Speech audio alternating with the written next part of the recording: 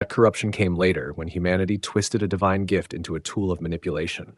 The original message had nothing to do with predicting whether you'd meet your soulmate on Tuesday. The message was grander, more universal, more eternal. Picture the night sky as a massive scroll. Each constellation forms a chapter. Each star plays its part in an unfolding drama. The story begins with a promise. It moves through conflict. It ends in triumph. At the center of this cosmic narrative stands one figure, a redeemer, a savior, the promised seed who would crush the serpent's head. This is the Mazzaroth, a celestial gospel written before any human hand put stylus to clay tablet, before Moses received the law, before Abraham left Ur, before the flood waters receded. The story was already there, spinning silently overhead. Ancient civilizations across the world share remarkably similar constellation stories. Egypt knew them. Babylon knew them. Distant cultures separated by oceans somehow carried the same celestial narrative. This suggests a common source, a single origin point before humanity scattered across the earth. The Apostle Paul wrote that the heavens declare God's glory to all nations. He quoted an ancient psalm, "Their voice goes out into all the earth, their words to the ends of the world." This wasn't metaphor. The message truly reached everywhere, transcending language barriers and cultural boundaries. When God created light on the first day, he separated it from darkness. On the fourth day, he placed lights in the heavens, the sun to rule the day, the moon to govern the night, and the stars, countless stars, each one positioned with precision, each one carrying purpose. These weren't afterthoughts. The Creator didn't scatter them randomly like salt across a table. Every placement mattered. Every grouping held meaning. The ancient peoples understood this. They looked up and read the story written in the sky. Modern astronomy has lost this perspective. We catalog stars by number. We measure their distance in light years. We analyze their chemical composition. All valuable knowledge, but we've forgotten to ask what they mean. The Mazzaroth invites us to remember. Come on a journey through the heavens, walk through the ancient star paths, see what our ancestors saw, understand what they understood. The story waiting above might be the oldest story ever told, and yet it speaks to this present moment with startling clarity. The corruption of astrology has made many dismiss the stars entirely. But that's like throwing away a priceless letter because someone once forged your signature. The original message still matters. The truth still shines. This isn't about reading your daily horoscope. This is about reading the mind of God. He wrote in fire. He wrote before ink existed. He wrote a love letter to humanity in the only language that could reach every tribe, every tongue, every nation. The journey begins now. Look up. The heavens are declaring something. The question is whether we're still listening. The first gospel, celestial prophecy in the book of Job. Job lived before Moses, before the Exodus, before the law was given on smoking mountain peaks. His story unfolds in the earliest epoch of human history when memory of creation remained fresh and undimmed. The book bearing his name is ancient beyond measure. Scholars debate its exact age, but linguistic evidence points to an origin predating most biblical texts. The Hebrew used in Job differs from later writings. It carries archaic forms and vocabulary found nowhere else. This book breathes the air of the ancient world. In chapter 38, God speaks from the whirlwind. He asks Job a series of questions designed to humble human pride. Where were you when I laid the earth's foundation? He asks. Have you comprehended the vast expanses of the earth? Then comes a curious question. Can you bind the chains of the Pleiades? Can you loosen Orion's belt? Can you bring forth the Mazzaroth in its season? There it is. The word, Mazzaroth.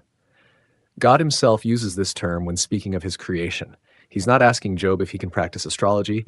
He's asking if Job understands the celestial order, the divine purpose behind those wheeling lights. Earlier in the book, Job demonstrates astronomical knowledge that startles modern readers. He mentions the Bear, Orion, and the Pleiades.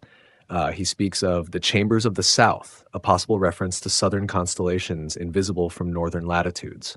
How did Job know these things? His friend Eliphaz speaks of the secret counsel of God. Bildad mentions ancient wisdom passed down from fathers.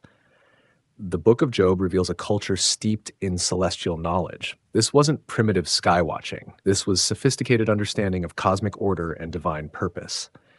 The Pleiades cluster appears multiple times in ancient texts. 7 sisters, though most people can see only 6 with unaided eyes. The Japanese called them Subaru.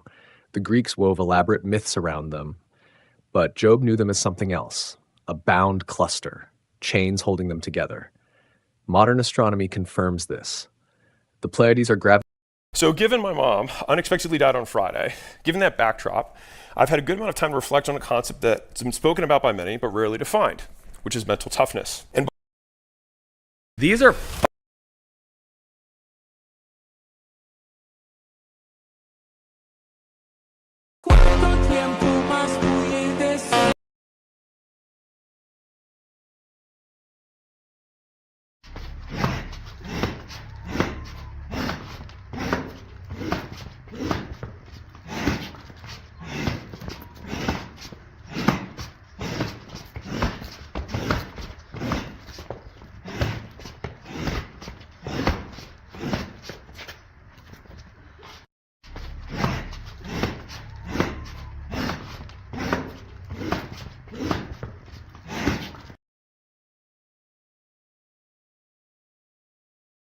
They chose the devil over you. I want to discuss how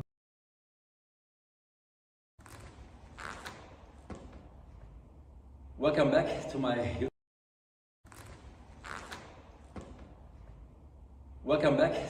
YouTube channel.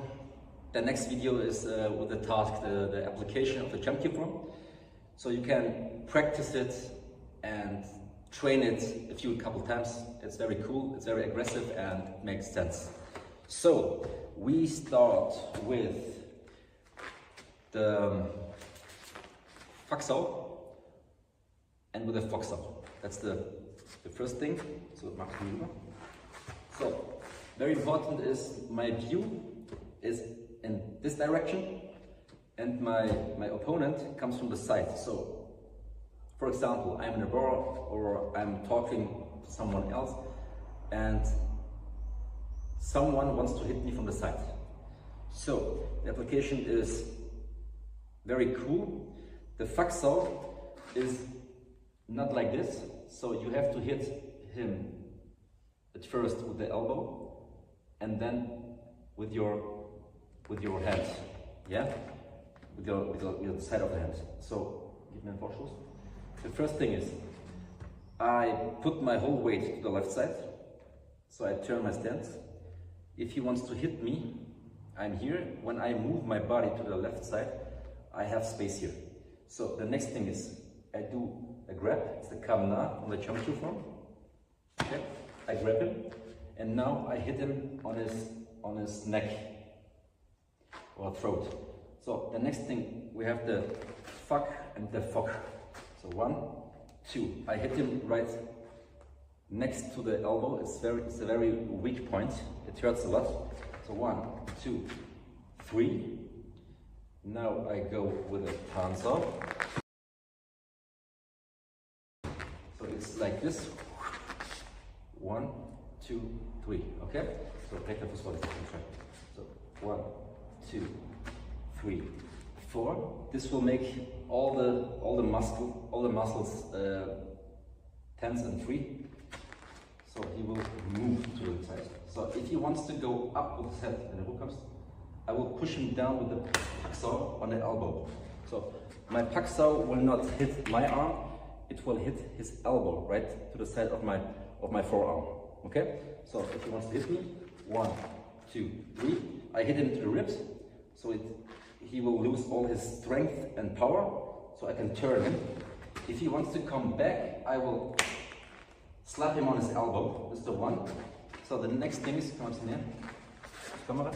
The next thing is, I hit him here, and then my elbow hits his back with on the ribs. So, he will go up. Now, I grab his wrist, and I will do the Gamsel. Who am I sitting with today? I'm the guy that interviews billionaires for a living. I'm not a millionaire, but according to Forbes, I'm a billionaire. I'm gonna do it. I'm coming for all the gurus. Stop cold DMing. No more. No more cold DMs. No more cold email. No more Cold calls are okay, but cold DMs and messages are a thing of the past. I'm someone that believes in abundance and everything, but this is something that truly is becoming more of a red ocean, they call it, really, really saturated. Guys, if you want to get your first client and your foot in the door, you will have no conviction at all if you just start off with cold DMs, because you don't even have any confidence in yourself. You don't have any confidence in what you're offering. You're just trying to get your foot in the door. And the best way to do that is to leverage your personality, your skills, and your local advantage. Start with somebody local. Why am I saying this? It's because currently my clients constantly ask me every single day, Zach, how do I put barriers in place where I stop getting all these messages on my social medias of people trying to pitch me website services? We literally made, we did the math, $720,000 in a day. What?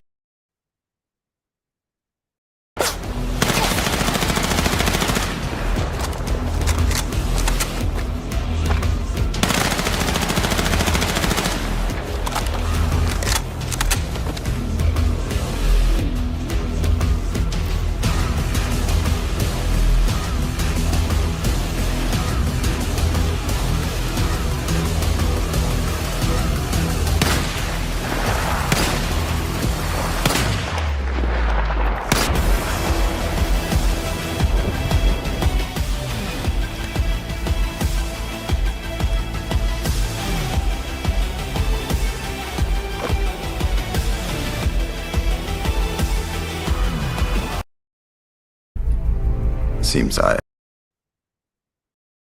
So last year.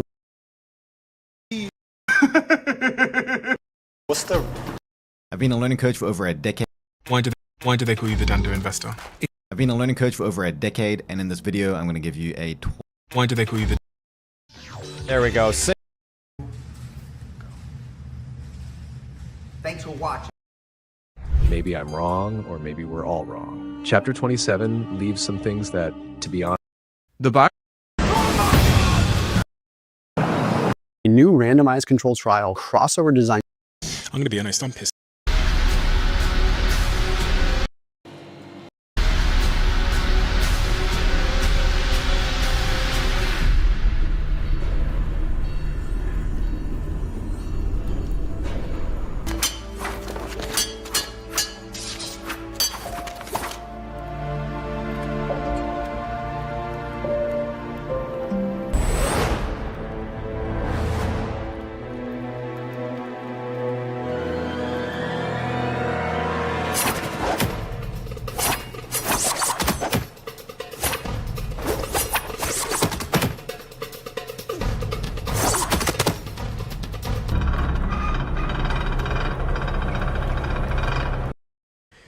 It's Ramsey Dewey over here in Shanghai, China. Welcome to another edition of Q&A with the Co.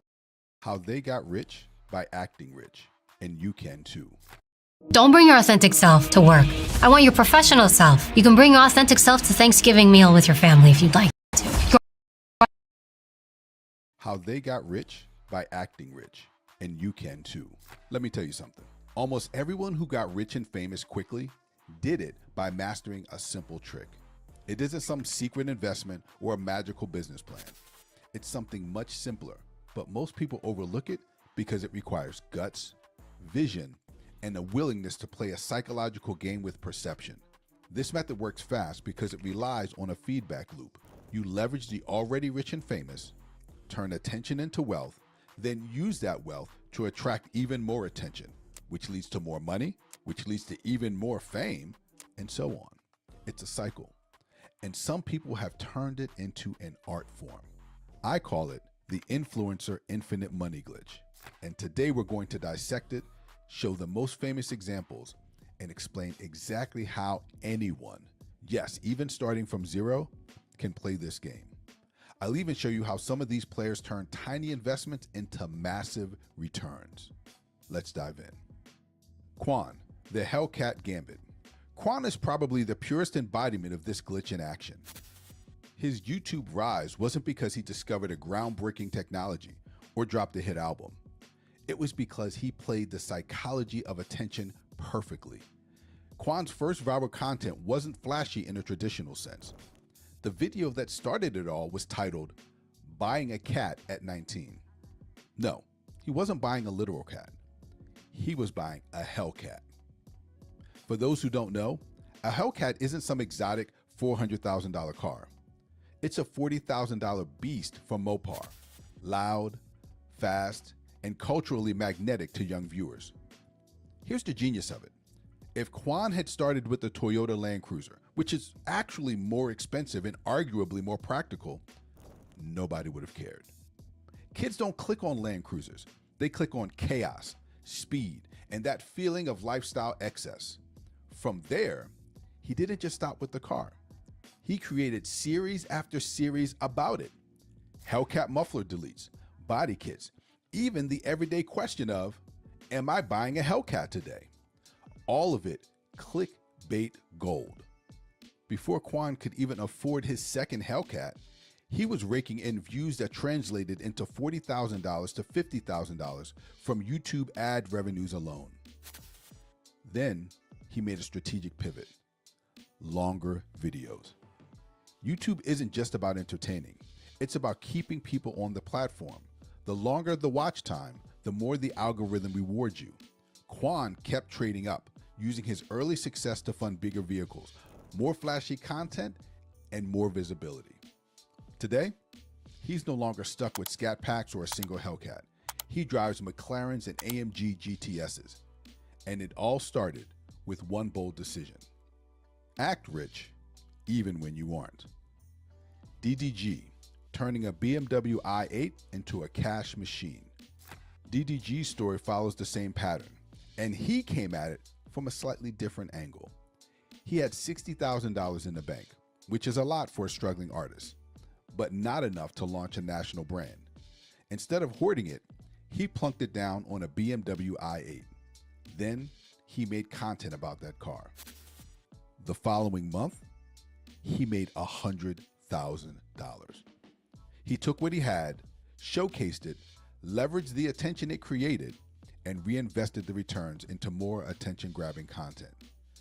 This is the essence of the glitch. Spend money you have, sometimes more than you can afford, on visible status symbols that attract attention. Monetize that attention, then repeat the cycle. DDG is still a rapper, but his method mirrors the YouTuber strategy: display wealth, generate views, convert attention into revenue, reinvest, repeat. Simple in theory, but executing it requires confidence, timing, and an understanding of what audiences find aspirational. Mr. Beast, generosity as a multiplier. Now, not every successful practitioner of this method hoards or spends recklessly for themselves.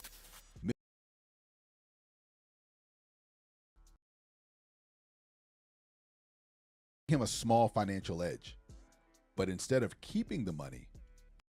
In this video, I'll explore exactly what happens when narcissistic parents push the empath too far and the empath has had enough. I'm Jerry Wise, and for over 45 years, I've helped hundreds of thousands of people get their narcissistic and dysfunctional family out of them so they can finally reclaim their true self and find clarity, peace, and lasting freedom. Number one, the empath stops taking on the narcissist's pain. When narcissists push empaths too far, they then start to see the need and begin to change inside for how much they're absorbing of the narcissistic parent and emotionally absorbing. Narcissistic parents use emotional manipulation and gaslighting to keep the empath in a constant state of confusion and self-doubt. The narcissistic parent's emotional demands become overwhelming, forcing the empath to internalize their pain and take on emotional burdens that aren't theirs to carry. Eventually, the empath realizes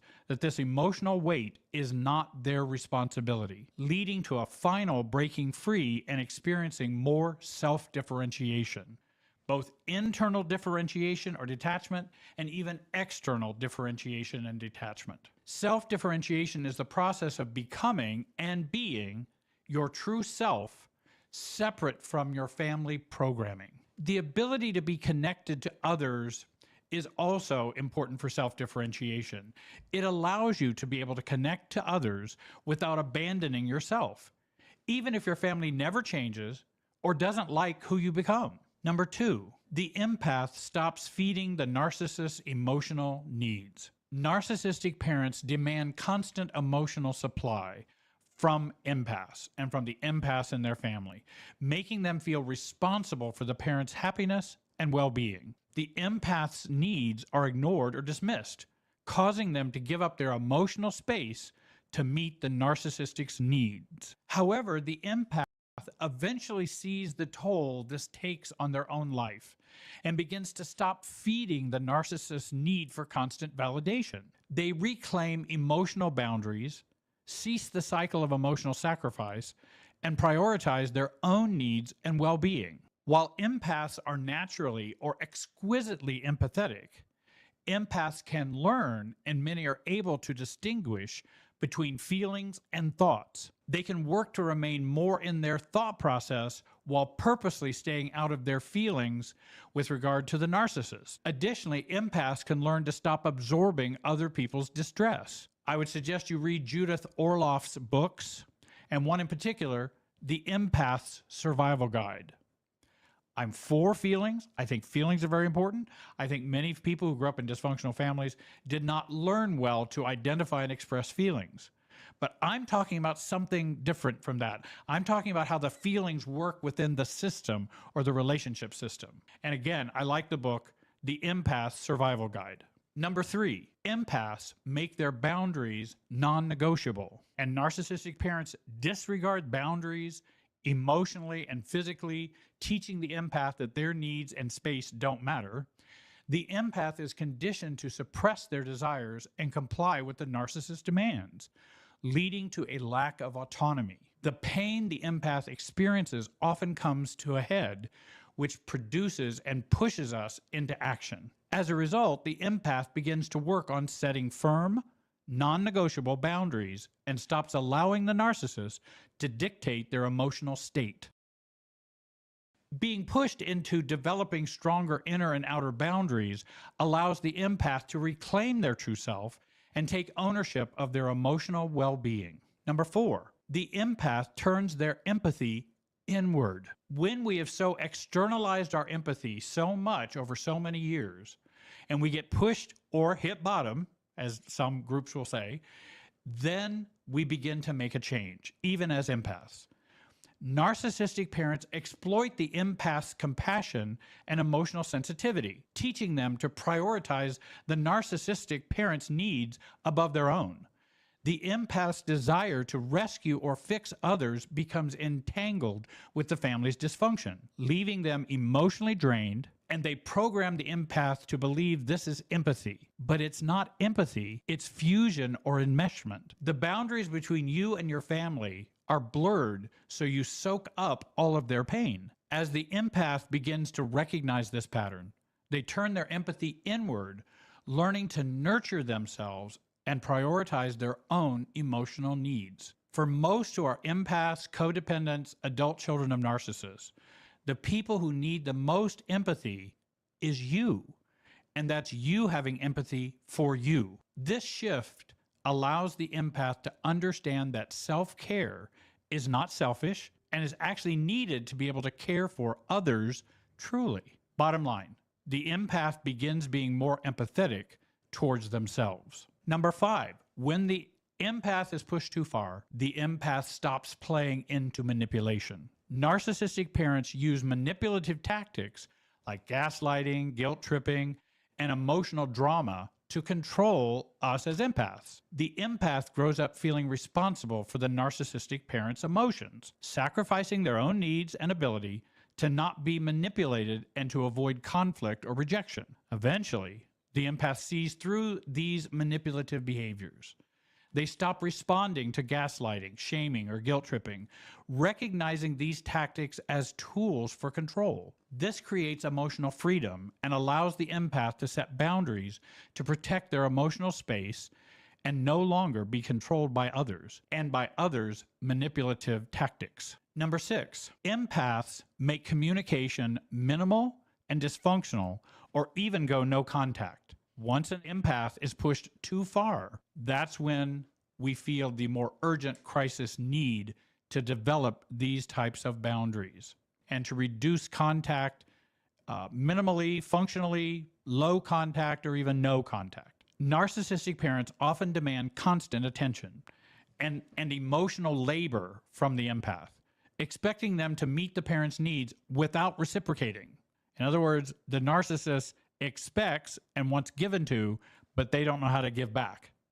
This leaves the empath emotionally drained and unable to be their true self without fear of being controlled, manipulated, or punished. Over time, the empath distances themselves emotionally and even sometimes physically, reducing communication to a minimal, functional level, or in some cases, ending contact entirely. And I like Henry Cloud's title of his book that's called Necessary Endings. Sometimes we need necessary endings. Limiting or eliminating communication helps protect the empath's energy. It breaks the cycle of manipulation and is often a necessary step in the healing process. Number 7, the narcissist's control crumbles. When the empath is pushed too far, drained too much, their control can begin to crumble because the empath begins to make more choices for themselves. Narcissistic parents maintain control through emotional dependency, expecting the empath to meet their needs for validation and emotional care. The empath is taught to prioritize the narcissist's emotions, believing that their own needs are less important. And since I would be a natural empath or a codependent, then I must be focused on you and not on me. As an empath stops complying with these demands, the narcissistic parent's control weakens and later disappears entirely. I'm not saying the narcissist will stop trying to control, but the control weakens within us, the empath. The empath begins to assert their own needs and autonomy, leading to a significant loss of the narcissist's emotional power over them. Through self-differentiation, the empath reaches a point where the narcissist's attempts at control no longer land. They lose their power to wound or define you. Instead, you can see their behavior for what it is, like someone calling you a Coca-Cola. When they talk, you just hear this Coca-Cola talk. It simply doesn't describe you, and it no longer stirs any significant emotional reaction because it's just nonsense. It's their illness talking through their mouth. We may begin to see the narcissist's wounding attempts as pathetic, weak, and full of bluster. They come to us an unhappy person wanting to make me unhappy, a very unwell person trying to control me and the family. Number 8, the empath finds their voice. After being pushed away and pushed hard for so long, empaths finally reach a breaking point where they find their own voice. Narcissistic parents silence the empath's voice by dismissing or mocking their feelings. The empath is taught that their voice does not matter, leading them to shrink or suppress their authentic self in order to avoid conflict, disapproval, or rejection. The narcissistic parent may even see the empath as pathetic, weak, too much in their feelings. Eventually, the empath finds their voice, speaking up for themselves and expressing their needs and boundaries without fear of rejection or retaliation from the narcissistic parents. And they begin to see that my hyper empathy is wasted on people who are not healthy. Empaths do this by working on strengthening their inner boundaries, detachment, and outer boundaries, such as setting limits, with the parent or the family. If someone cannot control how I feel, this will leave me free to do many things for myself and with others, like speak up, set boundaries, disagree, challenge, and even correct others regarding me and my choices. Number 9, after being pushed so far, the empath sees their worth. Narcissistic parents undermine the empath's self-worth, making them always prioritize others, as if they don't matter. The empath's identity becomes enmeshed with the narcissistic parent's demand. Valuable when they're serving others or when they're empathizing and then acting on their empathy. It is possible for me to empathize and not act on it. It is also possible for me to set my empathy aside. I have control. The brain has those kinds of functions. Eventually, when the empath gets pushed too far, the empath can begin to reclaim their self-worth, recognizing that they are worthy of respect and love, regardless of the narcissist or anyone's approval. They begin to detach from the narcissist's emotional needs and focus on their own well-being, happiness, and worth. Number 10, the empath chooses peace over toxic enmeshed bonds. Again, when the empath gets pushed so far, they begin to make some changes. The empath is taught that they should stay connected to the narcissist, even at the cost of their own emotional health. I can live without a narcissistic family member. I cannot live without inner peace.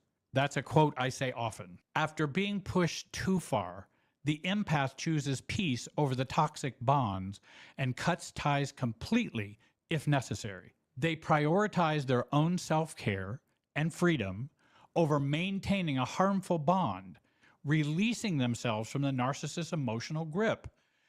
This can often run against social norms, family above all rules, my inner fears of loneliness, my fear of what others may think. But as I often tell myself, no one has to walk in my shoes but me. If you're ready to finally break free and start living with clarity, peace, and a grounded connection to your true self, I strongly encourage you to join the Road to Self program. Many who've joined say it was the missing piece in their healing journey, the step that finally helped them to get their family out of them and stand strong as their true self. If you're not sure you're ready for the Road to Self program, if that may not be right for you right now, then start with the free 84-minute self-differentiation training. Over 30,000 people have joined the free training as their first step. Click the links in the description to get started. Don't forget to subscribe and hit the bell icon so you never miss a new video. Thanks for watching. Have a great day and be wise.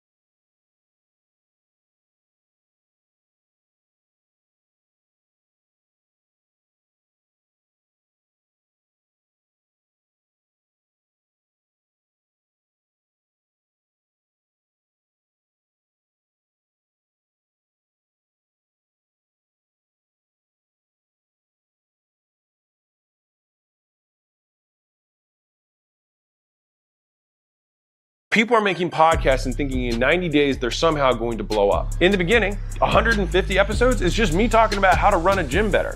I got a DM the other day, somebody who was like, yeah, it's easy for you to build this brand because you already have this big audience. I was like, dude, just start. He was discouraged by the fact that he had no following, he had no audience, etc. 99% of people who are watching this do more cool shit, and then you'll have cool shit to talk about rather than regurgitating other people's stuff. But for everyone who sees the overnight success, right? What I want you to do is go to my podcast and look at the timestamp of my first episode. It's 2017. 5.5, 6 years ago, it just now hit the top 10. And in that 6-year period, I did not miss. Every week, 1 to 3 podcasts for 6 years. And so people are making podcasts and thinking in 90 days they're somehow going to blow up.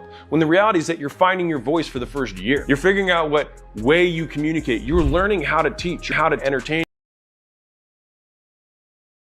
Stuff that you're learning meantime, right? Like in that period of time, I might not have had as much stuff that was as cool in the beginning that applied to as many people, because the first 150 episodes is just me talking about how to run a gym better. Right around 150, I start talking about marketing in general, because that's what I was into at the time. And then I start talking about sales, and I start talking about business in general and M&A and things as they've evolved over time. And so the subject matter, as well as my skill in delivering it, both improved over that period of time. And now the podcast is top 10 on entrepreneurship and very high ranked in business. Next to names that I looked up to my whole career.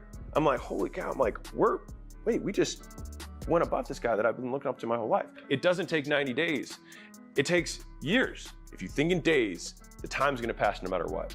But if you can think in decades, when you make your goals, when that decade does pass, it'll show that you were thinking that way, right? Not the outcome of the goal, make the action the goal. If the action is, did I make the post, did I make the reach outs every day, then you're a success. You check both boxes. I wanna tell you a quick story. So there was a guy who started at the first gym with me, same day. All right, and we've been friends since then. And I started my gym, and then he started his gym, and he started a chain of gyms, so we went in parallel, all right?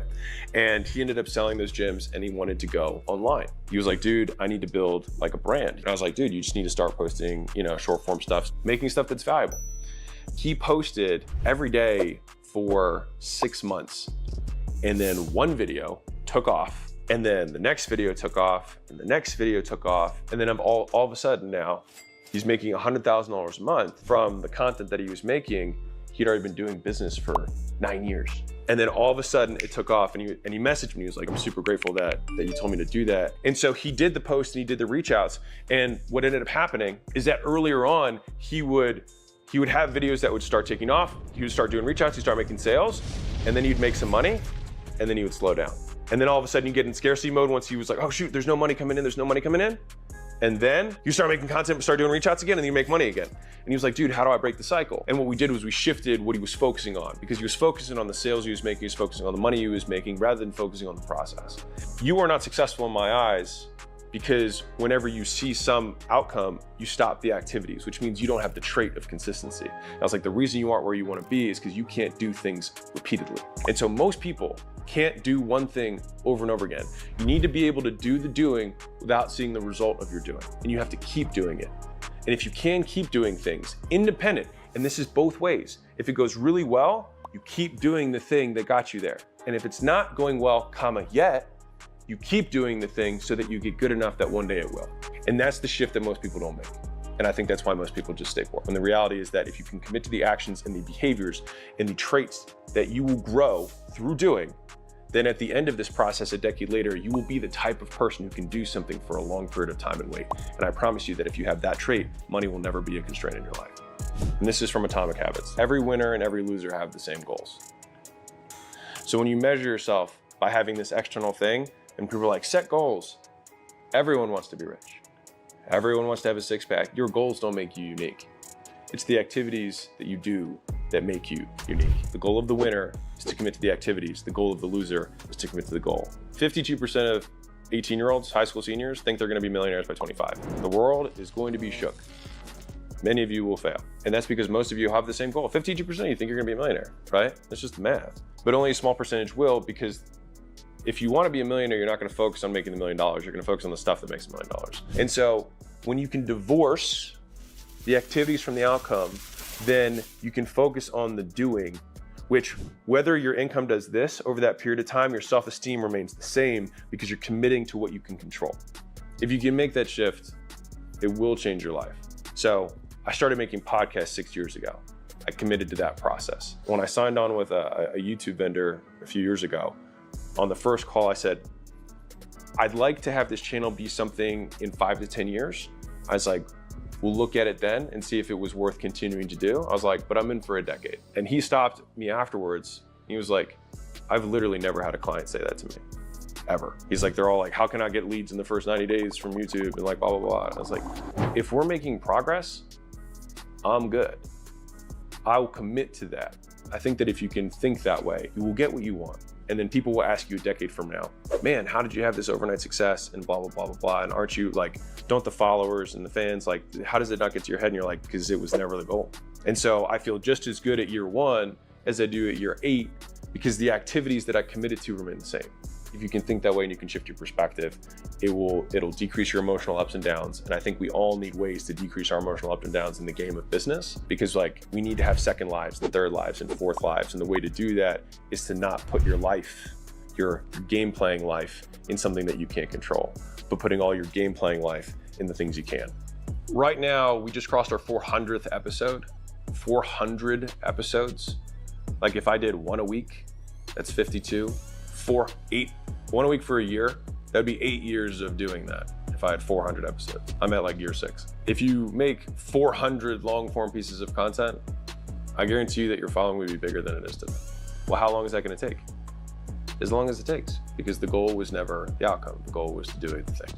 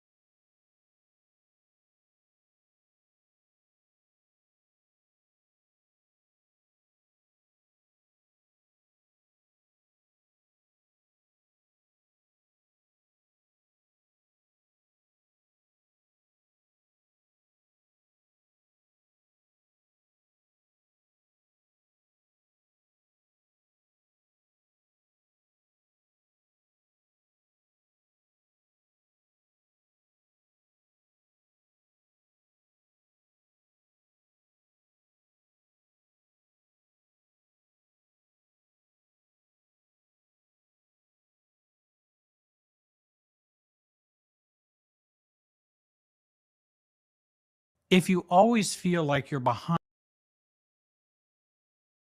You seriously thought Kaguya was the beginning and You seriously thought Kaguya was the beginning and Ishiki was the end. That was all a lie. Just the calm before a real cosmic storm, one that's about to erupt.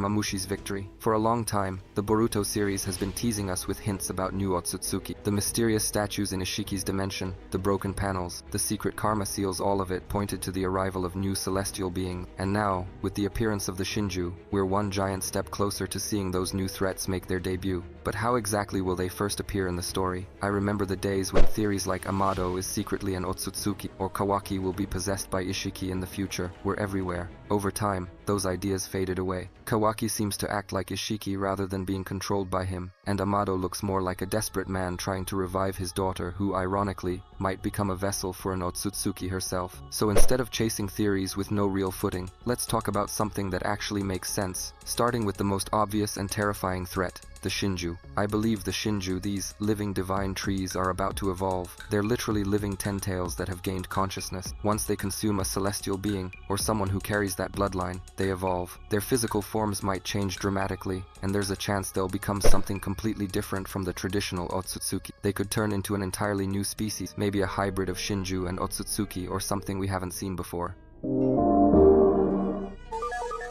But since we don't yet know what form they'll take, calling them new Otsutsuki is the safest bet. And they don't necessarily have to devour Boruto or Kawaki to evolve. They could absorb another Otsutsuki from space, evolve further, and even feed on Shibai's remains afterward. Not to mention, these Shinju have specific human targets. I think that's for two reasons. First, it brings Naruto back into focus. The Shinju boss, Jura, is targeting him, which restores Naruto's importance to the story and makes it more appealing for longtime fans. And honestly, just seeing Naruto back in action, even as a target, feels right. Second, it gives characters like Sarada and Konohamaru real narrative weight. They finally have a personal threat, a personal enemy. Either way, I'm betting on the Shinju Otsutsuki, and judging by how the story is unfolding, things are about to get absolutely insane. But before we dive deeper, let me remind you about the challenge I set for myself. I'm dropping a brand new video every single day until this channel hits 10,000 subscribers. Huge thanks to everyone supporting the channel and watching my content. Alright, let's keep going.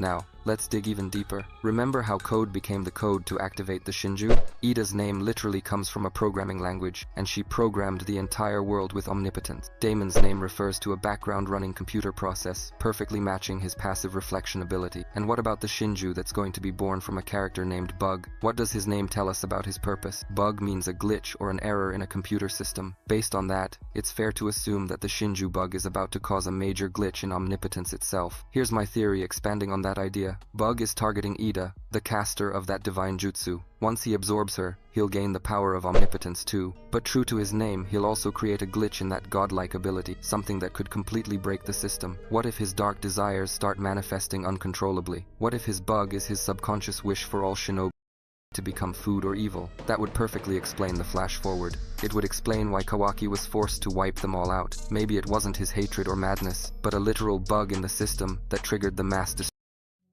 You know, there's something rather peculiar that happens to certain people. They walk into a room and they feel it all. The unspoken tension between two friends, the hidden sadness behind a smile. And we've been told this is a gift, haven't we? This ability to see what others miss. But I want to suggest something quite different to you today. That this very ability, this clear seeing, might be the most dangerous thing you'll ever possess. Now, I'm not speaking of danger in the ordinary sense. I'm not talking about physical harm. I'm speaking of something far more subtle and far more devastating. The danger of becoming so aware that you can no longer participate in the beautiful unconsciousness that allows most people to live their lives in relative peace. Have you ever watched people at a party? Really watched them? They're playing a game, you see. Everyone knows the rules without ever being told. You ask how someone is, they say fine, and you both pretend this is a complete answer. You compliment the host, you laugh at jokes that aren't particularly funny. You nod sympathetically at stories you've heard before. It's a kind of collective agreement to stay on the surface, to keep things pleasant, to not look too deeply. But then there's you, the one who sees through it all. You notice the wife who flinches slightly when her husband speaks. You sense the colleague who's desperately lonely, despite being surrounded by friends. You feel the anxiety rippling through the room like an invisible current. And here's where the danger begins. Because once you see these things, you cannot unsee them. And more troubling still, your very presence becomes a kind of mirror that others cannot bear to look into. Let me tell you what I mean. When you see clearly, when you perceive the hidden currents beneath social interaction, you're essentially calling attention to what everyone has agreed to ignore. And people don't like this. They really don't like this. Not because they're bad or stupid, but because your clarity threatens the very structure that allows them to function. Think of it this way. Society is rather like a stage play. Everyone has their part. The successful businessman, the devoted mother, the reliable friend. These are roles, you understand. Costumes we put on. And the play works beautifully, so long as everyone stays in character. But you, with your penetrating awareness, you're like an audience member who stands up in the middle of the performance and shouts, "But that's just an actor pretending." Well, you can imagine how welcome that makes you. The first danger, then, is isolation. And I don't mean the ordinary loneliness of not having enough friends. I mean something far more profound. The isolation of living in a completely different reality. If you always feel like you're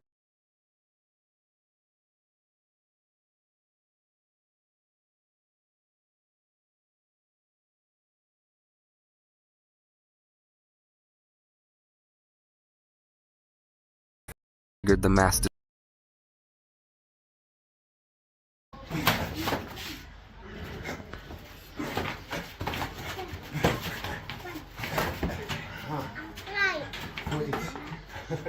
You're good.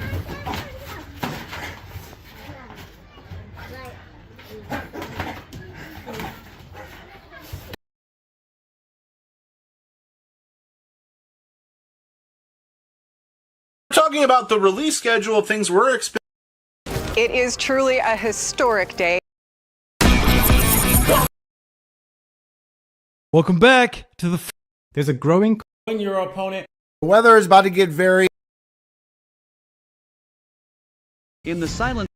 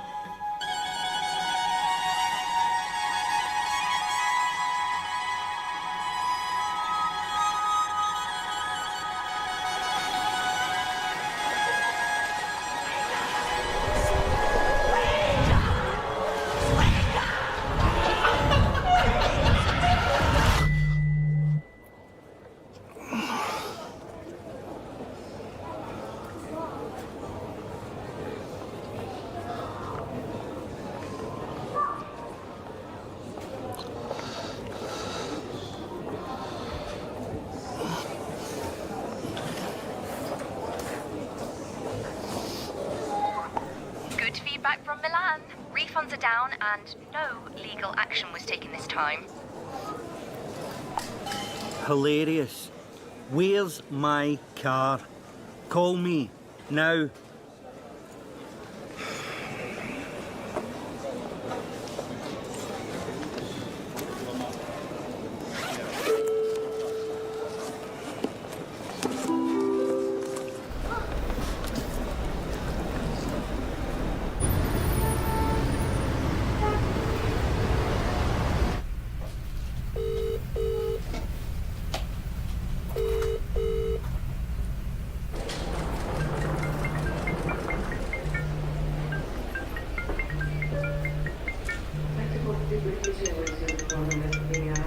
Your Royal Highness, I do hope that this is not a bad time. Of course not, darling. How's my fifth favourite client? Janet, been waiting here at the airport for about a decade, and no one has come forward yet from the hotel. Are you sure? I'm still here. Oh, God, yes. My bad. No, I remember now. They said to meet you out the front by the taxi rank. You didn't think to tell me before now. Yes. No, I... Didn't I? Did you check your messages? Of course I checked my messages. Look, I know you've been travelling a lot, and I know that you're tired. I am, I have. We're all tired, sweetness.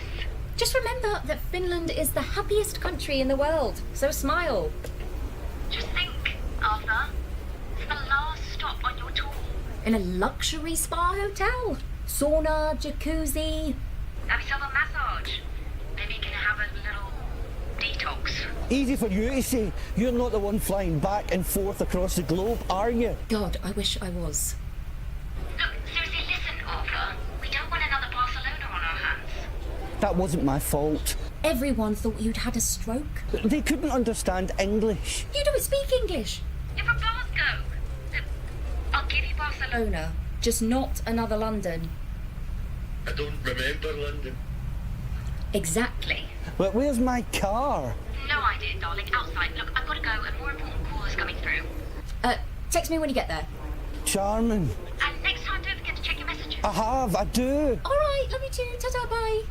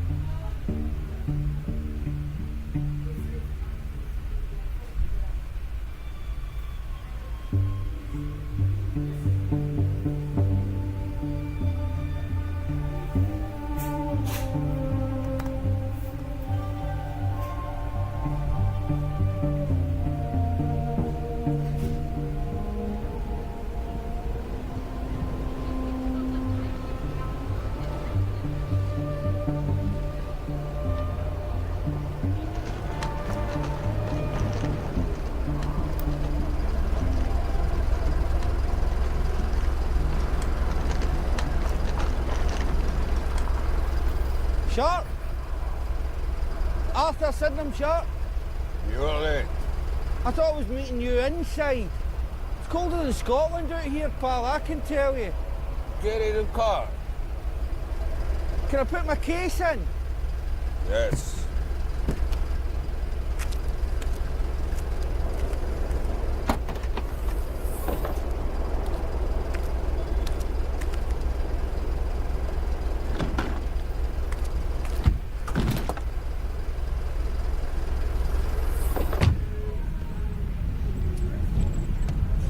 Do you know who I am?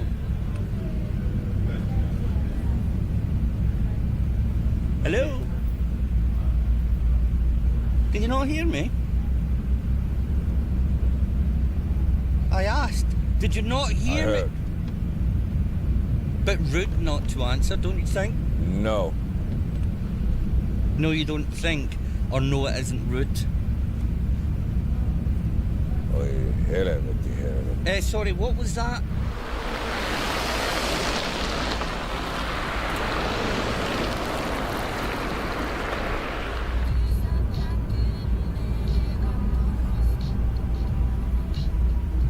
Well, do you have a name at least?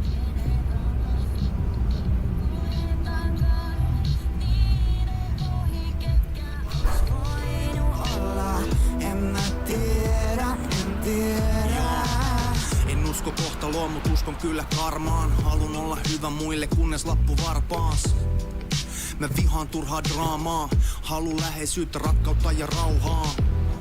Nää on suurimpi kuvioit, osa iso kaava niinku Rubikin kuutiois. Jotkut luulee, et se tuuristkin mulki ois. Ne ei taju, et mä suunnistin luupist pois. Mä harhailin tuulisil tunkijoil. Kuulin sattumista ja uusimmista tulkinnoist. Mut se on ku pöllis jotain kuukivi tutkijoil.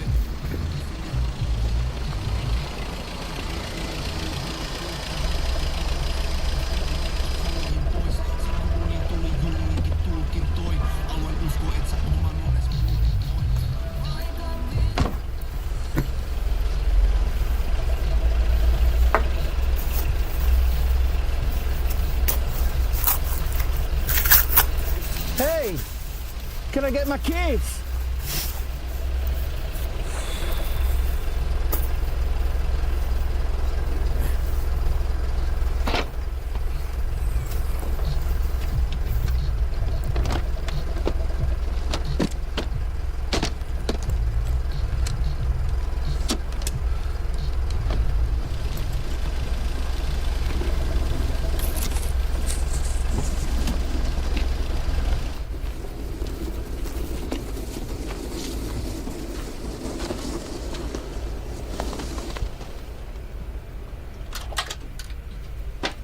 Welcome to our peaceful hotel. We've been expecting you. Finally, someone that speaks English.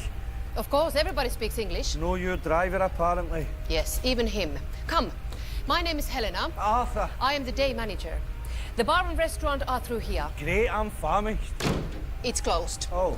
Breakfast will be served between 7 and 8. I prefer mine a little later if it's all the same to you.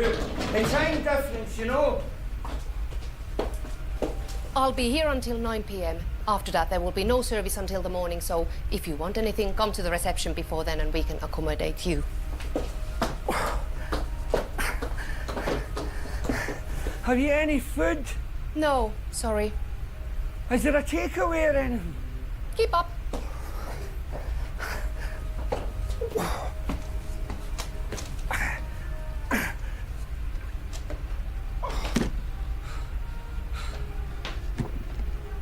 No smoking in any part of the hotel. We are very firm on that. And there is alarms everywhere. And it's very costly too.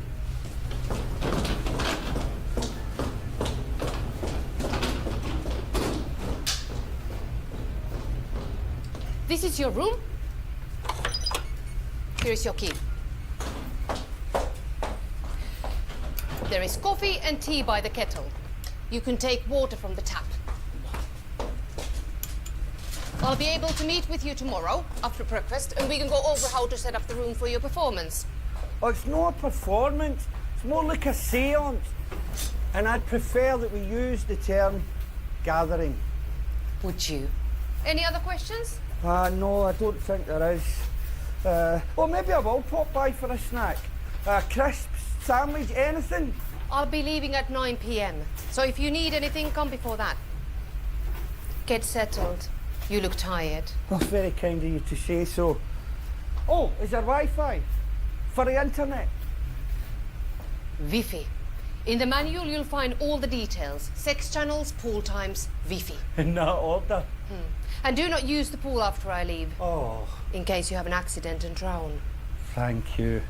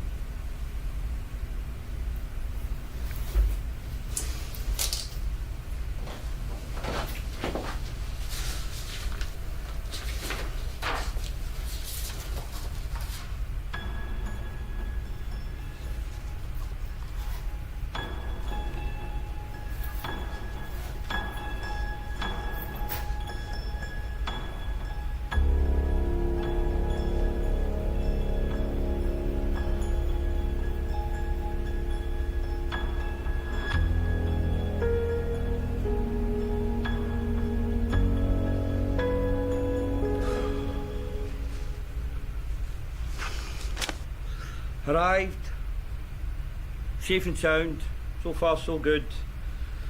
Except there's no food. I'm ravenous. Janet, that's no good enough. Just going through some files for tomorrow. There's a lot of people. I seem to have some translations missing. Could you check the file and make sure I've not missed anything out? I want to know more about how they died. I need something. Something personal would be good. Some names would be great.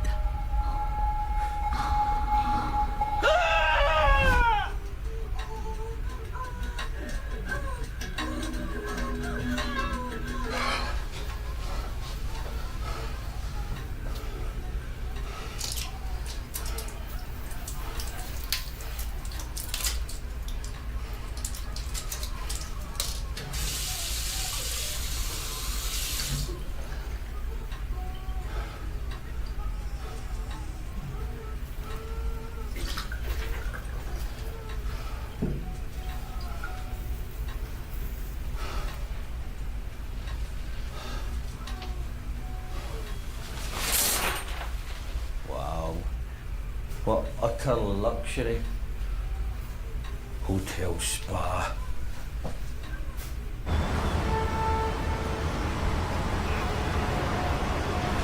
Haven't seen you in here before. Brand new. Oh, okay. Are you from around here?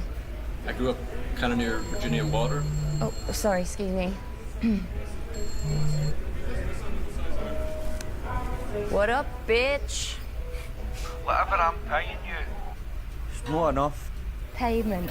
Oh, that sounds like progress. What do you want? I'm hungry. So eat. There's nothing to eat. Fascinating. Is that all? I had a bad dream. I say a dream. It was more like a vision, really. See? Got your powers back already. I knew Finland would be good for you, Arthur. What was it then, this vision? Strange. Young woman. Completely wet. Dripping, actually. Are you watching porn? Arthur, I've got better things to do than listen to the details of your wet dream fantasy women. So if there's nothing else... Forget the dream. I thought you said it was a vision. Yeah, vision.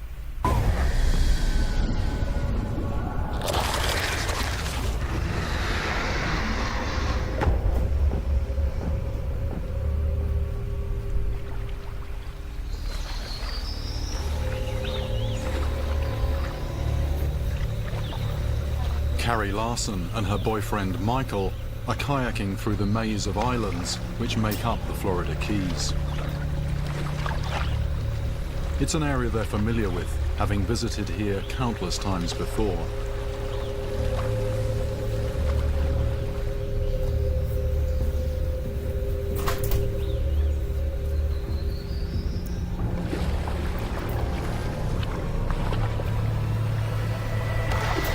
Suddenly, something explodes out of the water, knocking Carrie from the kayak, smashing her ribs, ripping her open, leaving a gaping hole in her side. Blood pours into the water. The blow has punctured her lung. Carrie survives, but the horrific events of that day have taken their toll. It was completely out of the blue when it hit me and lifted me up and tossed me 5 foot from the kayak. I didn't know what happened. It was over in seconds. We had just seen some sharks, so both of our thought was to get her out of the water, but she was bleeding. So whereabouts exactly did it hit? It's right here. Oh gosh, so that is the teeth just ripped the skin. The nose and snout exploded the rib underneath it. A fish which can torpedo itself out of the water is something I know about. 13 years ago, an arapaima struck me in the chest. Later tests suggested it might have permanently damaged my heart. But arapaima can't be guilty here. They're a freshwater species from South America. Carrie was attacked in seawater, in a channel near Big Pine Key in the Florida Keys. A chain of 1,700 coral islands that extends over 100 miles from the southern tip of Florida, splitting the Gulf of Mexico from the Atlantic Ocean. What on earth could it have been that caused such horrific injuries to Carrie, injuries that could very easily have been fatal? Clearly something fast, heavy, and was it teeth that cut her open, or was it just the sheer force of the impact that broke the ribs, and then it was the rib that punctured the lung? And whatever it was out of the water. Michael and Carrie reported seeing sharks on the day of the attack. And I've investigated attacks in Florida before. Yep, that's something on. Where it turned out that bull sharks were responsible.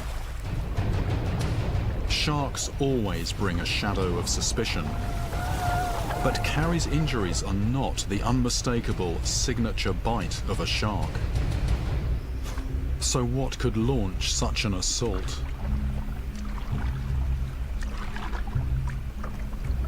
This is the spot where Carrie was attacked. I'm not seeing any movement up on the surface, but I have brought a rod with me. That is my eyes, really, to look under the water. Looking at these mangrove roots either side of me, that is the perfect place for a little tiny fish fry to hide out. But it's also just the kind of place that's going to attract a predator in after those, and that's what I've come looking for.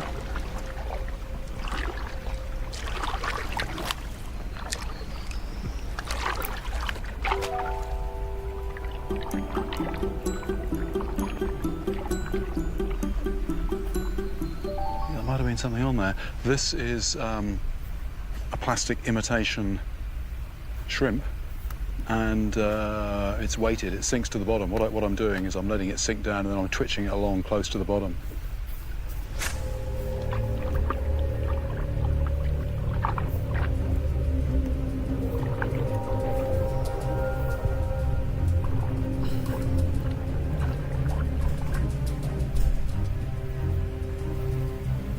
Yes, my first bite.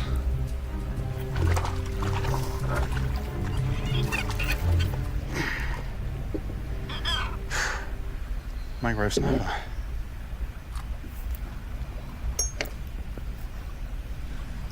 This is a predator. You can see the teeth.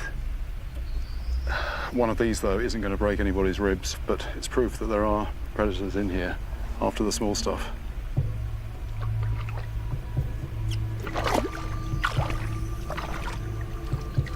I didn't actually see anything bigger than what I caught. So what I'm going to do now is go to the mouth of the inlet where it meets the sea, and as the sun goes down, see if perhaps there's anything bigger moving down there.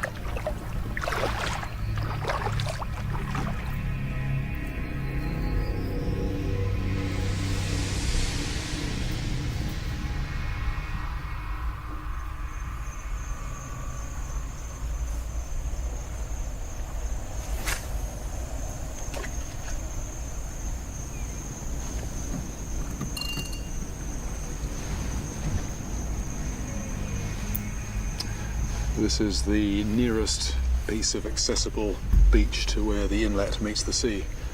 Got a couple of bits of cut dead fish out there, and now I'm just settling back to wait and see if anything's hunting in this particular area.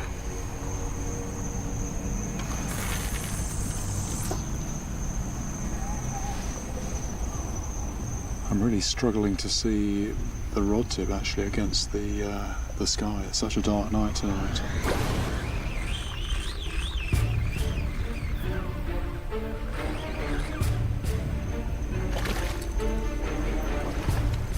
Great mangrove snapper.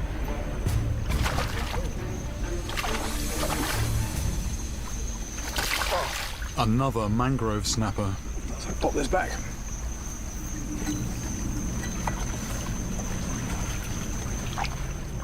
But yet again, I catch nothing bigger.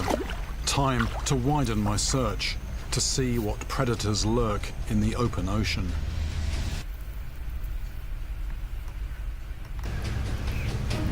I start fishing in shallow water, where Carrie was attacked. I want to start getting an idea of what carnivorous fish live in this water close to shore. Thing is, very shallow. We've got about 3 foot of water, something like that. Nice sandy bottom. It's actually very inviting water, the kind of water you might want to jump in and swim in. Our planet suffered a series of major ice ages.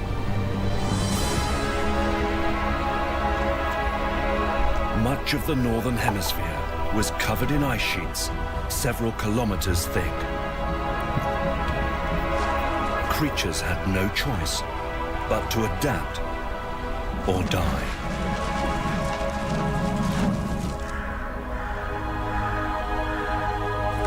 Eventually, temperatures rose, causing glaciers to retreat.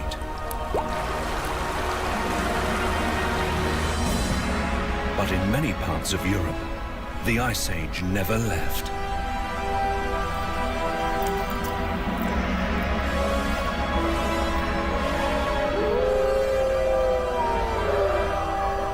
For many,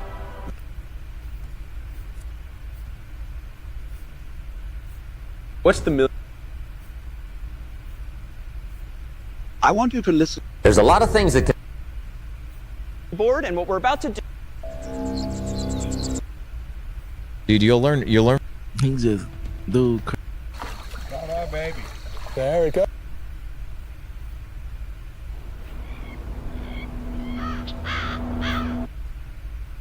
He was literally 2 days.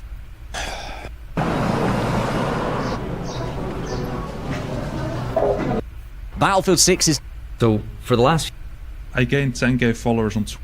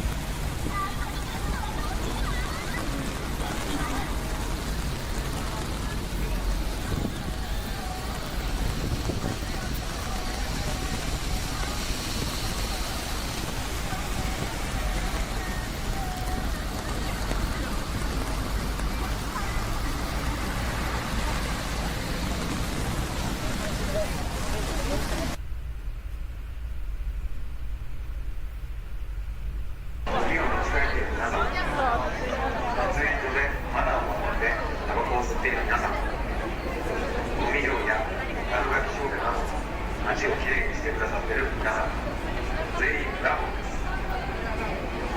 いつも渋谷のきれいな街づくりのご協力ありがとうございます。渋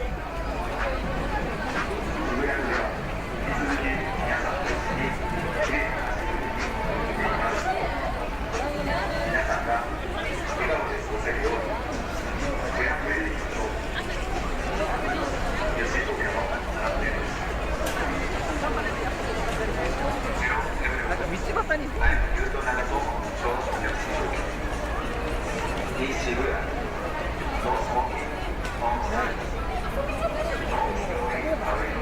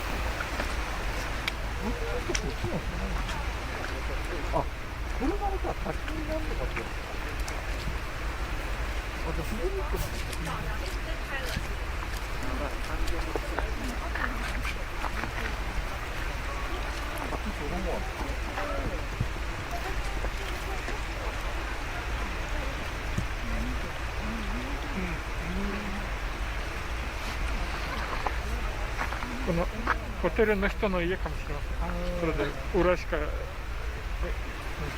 登れません。車、あ、違う？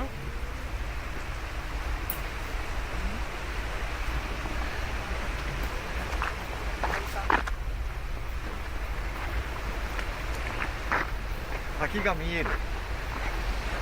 あ、すいませんが、上に何か道がありますか？道はなさそうで、そこで終わりみたいです。あの上ですか？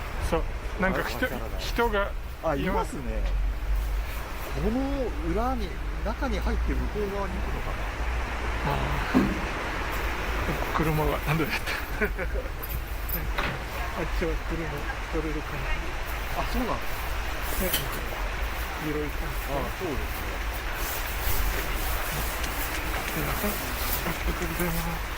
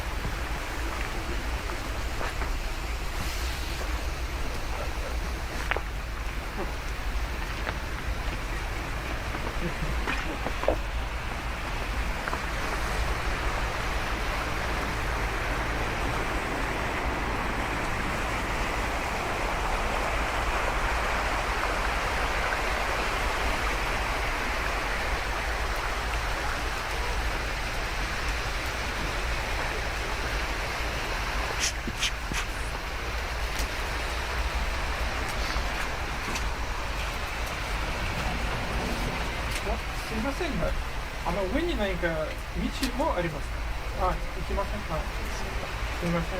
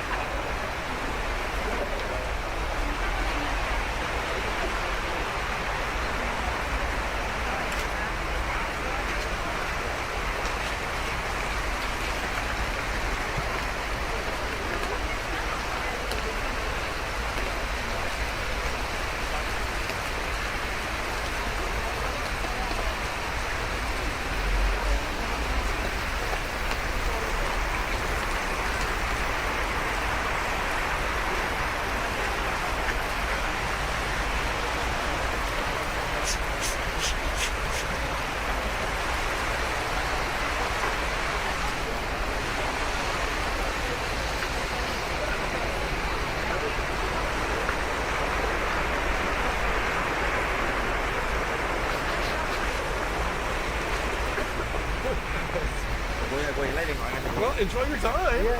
Nice to meet you.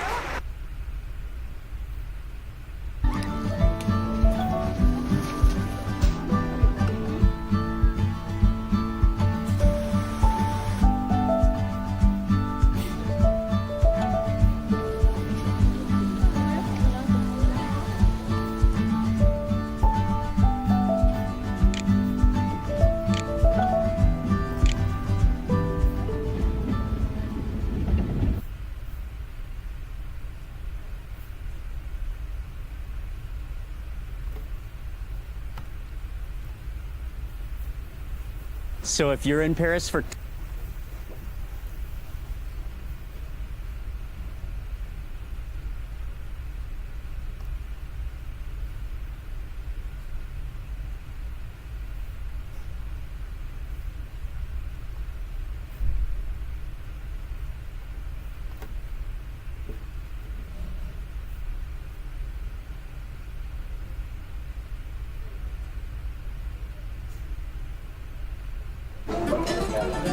What do locals eat in the Dominican Republic? For the next 24 hours, we're eating some of the best Dominican street food in the capital city, Santo Domingo. We'll line up to taste this legendary fried chicken, eat a huge local lunch, and at the end, we'll try the unbelievable Dominican chimi burger. This place is an entire food bus. But first, we're gonna start with something you have to try for breakfast when you're in Dominican Republic. Moises, good morning.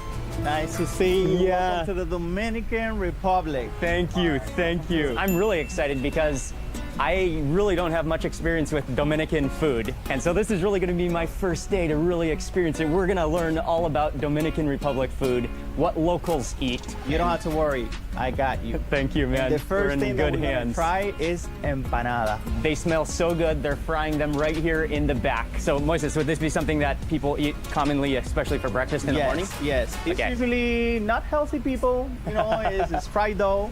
But most people, before going to work, it's a quick thing to get. Yeah. Let's try it. So the specialty here is chicken and cheese. You're gonna love it.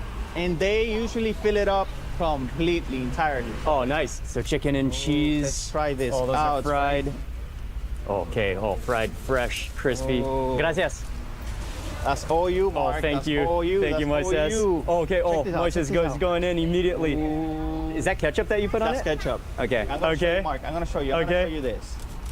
I'm gonna show you this right now. Oh. Oh, that smells so good as soon as you opened that. I've tried this before. Uh-huh. You're the one that needs to try it right now. Oh, they're hot. They're crispy. They're fresh, and these are like big. fried. These are Oh. big, Yeah. big sized empanadas. Dominican empanadas. Ketchup Yeah. is the condiment of choice. Yep. So just squirt it all over. Yes, all over. This is the way. Slowly. Oh, the triple holes. Oh, extra. So you're gonna squirt this all over? Is that good? Oh yeah. That's the perfect. way right there. That's perfect. And then pop this guy open. Take it all in. Squeezing with sauce. Oh, look at the cheese. Oh, looks like there's some onions in there as well. Cheese, chicken. Oh, it's oozing. Oh, wow. And some peppers in there, too. Wow. How that tastes? Wow. Oh, wow, yes. What I like is that the wrapper, the batter is not that thick. It's just thin enough. So it's crispy. It is kind of gooey in the center. Then you got the chicken, you've got the melted cheese, and you've got that sweet ketchup on top that just kind of brings it together.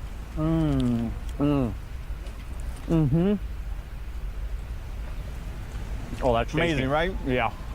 There's no way to be healthy. No way. I'm sure you could make a habit of eating this on a daily basis when you're in the DR. Now, would you find this all over Dominican Republic or All over. like Santo Every Domingo corner. or Every Okay. corner that you stop, you're gonna see an empanada spot. So yeah, it's all over the place. And that is extremely tasty. I love this atmosphere here. People come, stand around, quick empanada on the go. It's fast, it's easy, it's tasty. Amazing. Delicious. Okay, so for my second half here, I'll go with some of the chili. It's very possible you have an empanada mustache with the sauce, with the cheese, the melted cheese. Okay, as you right now, it's the type of thing that just kind of goes up your nose a little bit, and you wouldn't want it any other way. Oh, that chili sauce, a little bit of heat, a little bit of extra like saltiness. Oh, that elevates it as well. But it's also really good with the ketchup. Yeah, you can't go wrong. That is fully loaded and just like extremely tasty. We're off to a very tasty start in Santo Domingo. Where are we heading next? Right now, we're gonna try something else called pasteles en hoja. All right, so we're heading to the next spot. Let's see what it is.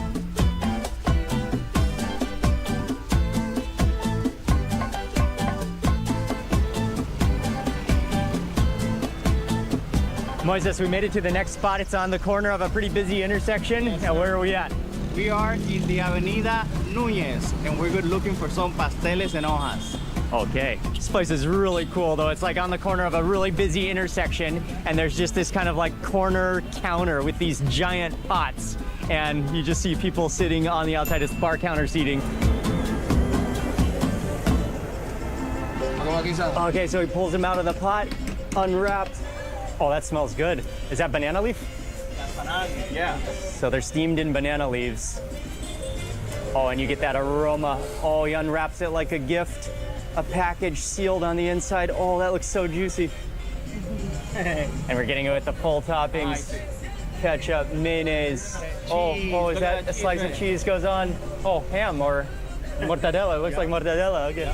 Nice. Okay, ready? Gracias.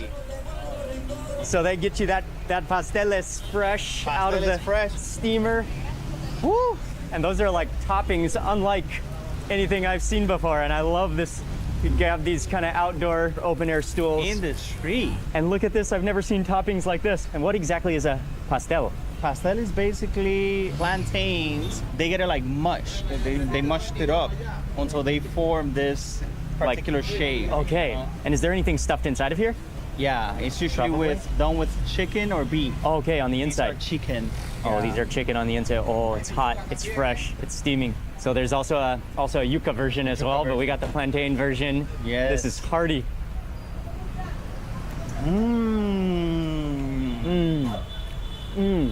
You feel that soft touch? And what you immediately taste is that essence of the banana leaf. Yep. Been steamed and boiled in that banana leaf.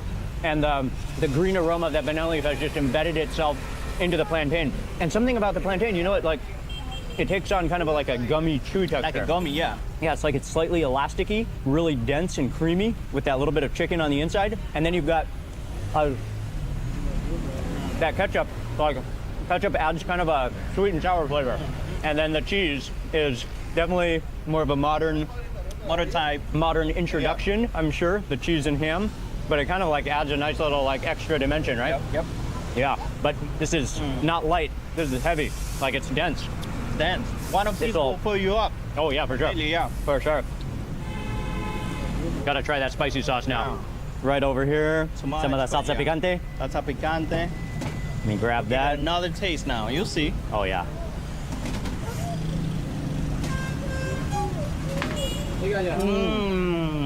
Oh yeah. Feel the flavor now, right? It needs the salsa picante, man.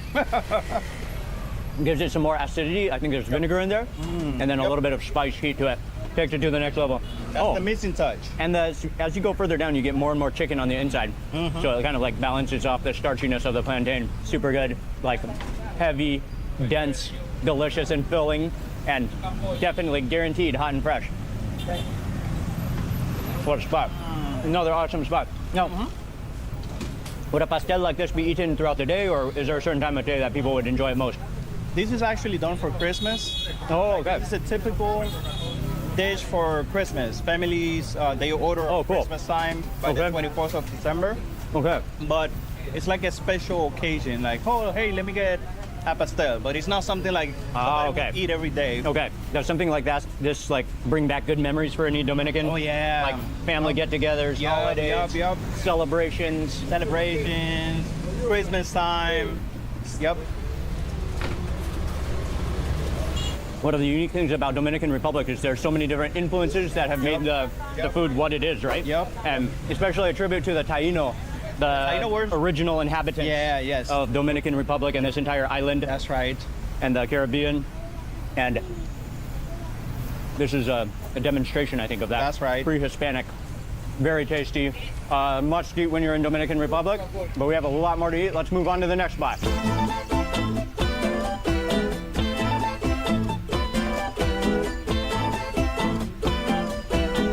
Next up on our Dominican food tour today, for lunch, we're gonna try what is one of the national dishes. This is the spot. Yeah, oh, I can smell the food.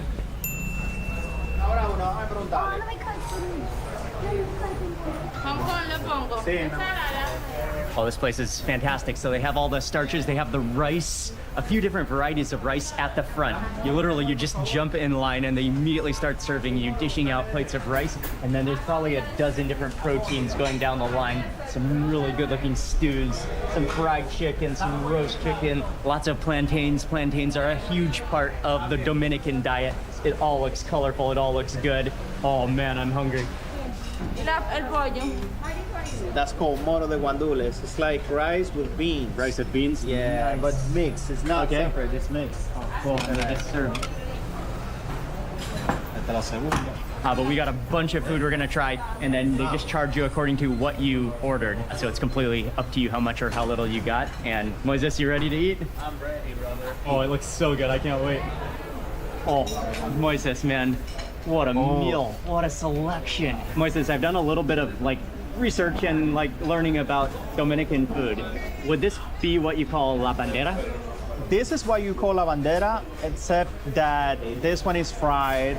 It's usually stewed, right? Oh, okay. And then beans. And then beans with rice? Yeah. So la bandera is like one of the very national, local. Yeah, okay, it's very, the national very local. La dish. bandera is the national. Very, very local. Yes. Okay. What should we start first with? Oh man, you have to go with this trick that I'm gonna show you. Okay. Oh, amazing. You see this banana?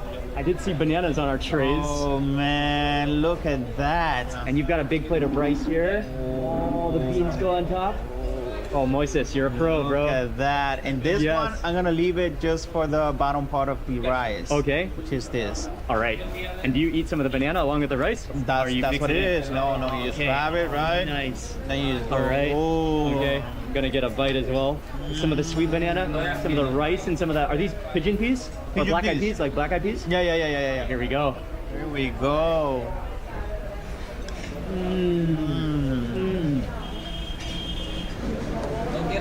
Oh, those beans. It tastes good, right? The flavor is incredible. Wow. Then they're all coating the rice. And then you've got that sweet banana to kind of contrast the saltiness of it. Oh, that's a great combination. Only specific people will do the sweet banana, so it's not like everybody would do that. But it's a nice to have, you know? That's a good touch, though. That's the real food lovers out there. Mix and match when you've got that savory, sweet combination. Let me throw in this avocado for you. And then again, you just keep on going in with the avocado with the the black-eyed peas or the. Look at the size. Look at the color. Oh, it's a perfect buttery avocado. Okay, I'm gonna pour this on a little bit more. That gravy. Oh, hydrate it with the guandules, with the pigeon peas. Oh, now that is a bite right there. Mix it with the fruit, the avocado. Oh, loving it. The chicken. Oh man, it's amazing. Okay, I'm gonna have to get to it. So we're gonna tackle this tray before we move on to the next tray. But look at this fried chicken. I think something I can already see is that it's not really like a batter fried chicken. It's like fried on the skin itself, so the crispiness, all the flavors on the chicken itself. Sorry about that.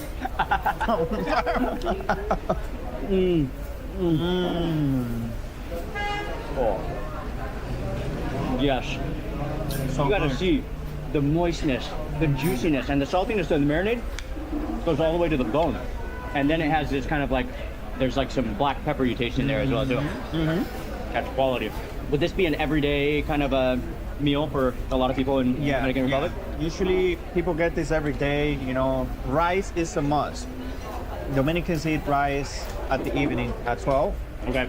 12 every day. That's why you see a lot of people coming into the restaurant right now, because it's barely 12 now.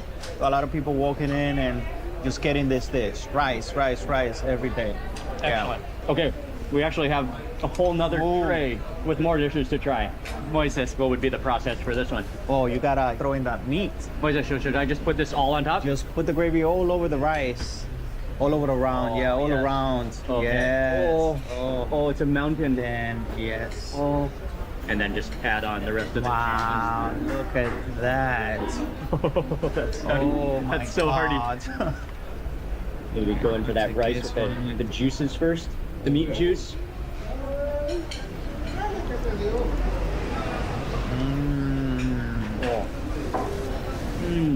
Soft. Tasty. I love those red beans. They're just kind of disintegrating into the rice. And then you taste all these, like, is that thyme inside the rice? Maybe it's thyme. There's a herb in there. Yeah. And celery as well. Which tastes like it's been sauteed down, releasing that flavor, those aromatics into the rice. Then with those red beans, that flavor of the thyme is so good. So good, right? And then that meat juice, that pork juice is just powering the flavor. Can't go wrong. You gotta go with this again. Go with the banana combo? Yeah, we'll go with the banana combo. Moises, now it's what's gonna up, take, man? yeah, that's gonna be way better now. Sweetness? Yes. Genius idea. That's a genius idea, right? Yeah, it is. Talk to me about now.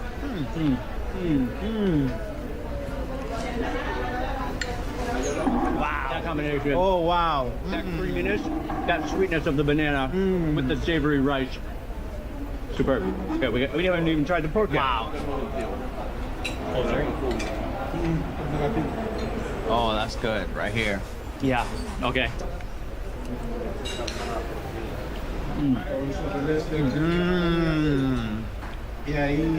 Right on point. Yeah. It's just like a good, comforting stew. Not overpowering in flavor. You still taste the naturalness of the pork itself, but it just like goes down so easily. So tasty, so natural. It's so smooth and so so soft. Yeah, and natural tasting as well. That's fine. Okay, I'm gonna put that avocado on top there. I'll probably drench it in a little bit more of the pigeon pea gravy.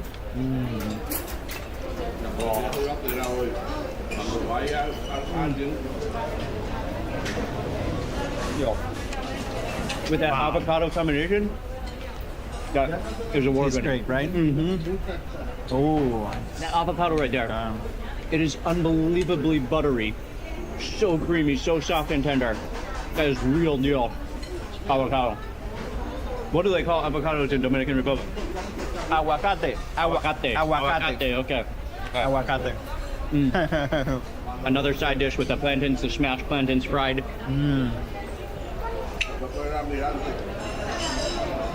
Delicious.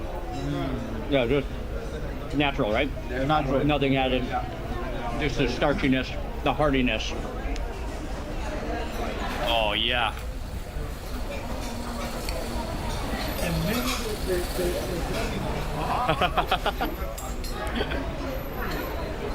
You good, bro? That's a big bite. Good. Okay, I want to try that crispy rice. So that comes from the bottom of the pot, right? Yes. Oh, look at that From the perfect bottom. golden caramelized rice crust.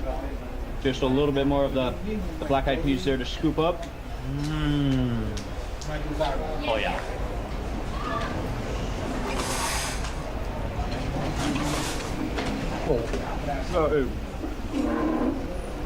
It's so crispy.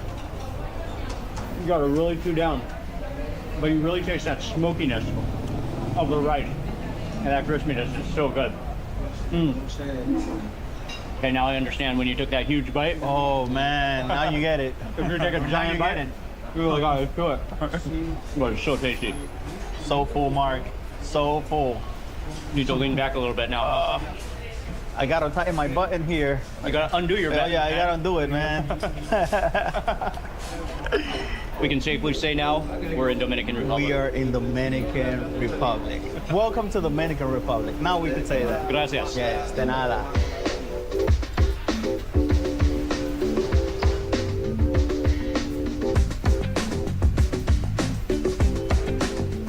lot of food, and so it's going to be great to walk around a little bit this afternoon. And I think it's also very important that we learn a little bit about the history of Santo Domingo, because this is one of the most historical cities in the entire Caribbean, actually. When does Santo Domingo date back to? 1492, the day that Christopher Columbus came to the Dominican Republic. Very cool. Yeah, so they said it's one of the oldest colonial cities or European-founded cities in the Americas, actually, Yes. right? Not just in the Caribbean? Right, it's the first city in the Americas that is containing the whole American continent. So whenever Christopher Columbus came from Spain, this was the first place that he landed on. Wow. Yeah. The center of the colonial zone is a UNESCO World Heritage Site, and it has many especially Spanish preserved buildings. So it has a very European feel to it as well, still. With cafes now, with historical buildings, the cathedral, which I believe we're coming to now, the stone, the construction, the architecture, it's really, really well preserved.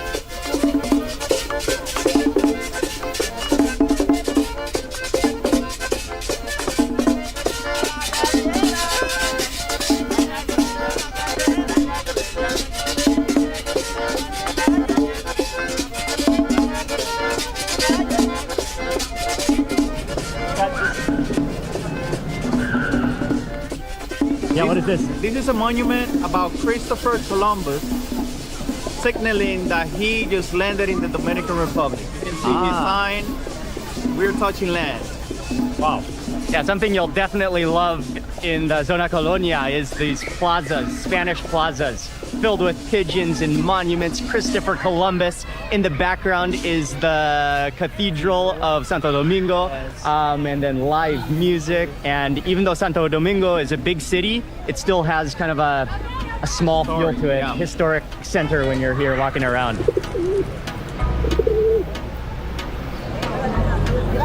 The center, it's very charming. Learn about the history of Santo Domingo and also Dominican Republic. But from here, we have a lot more food to eat coming up.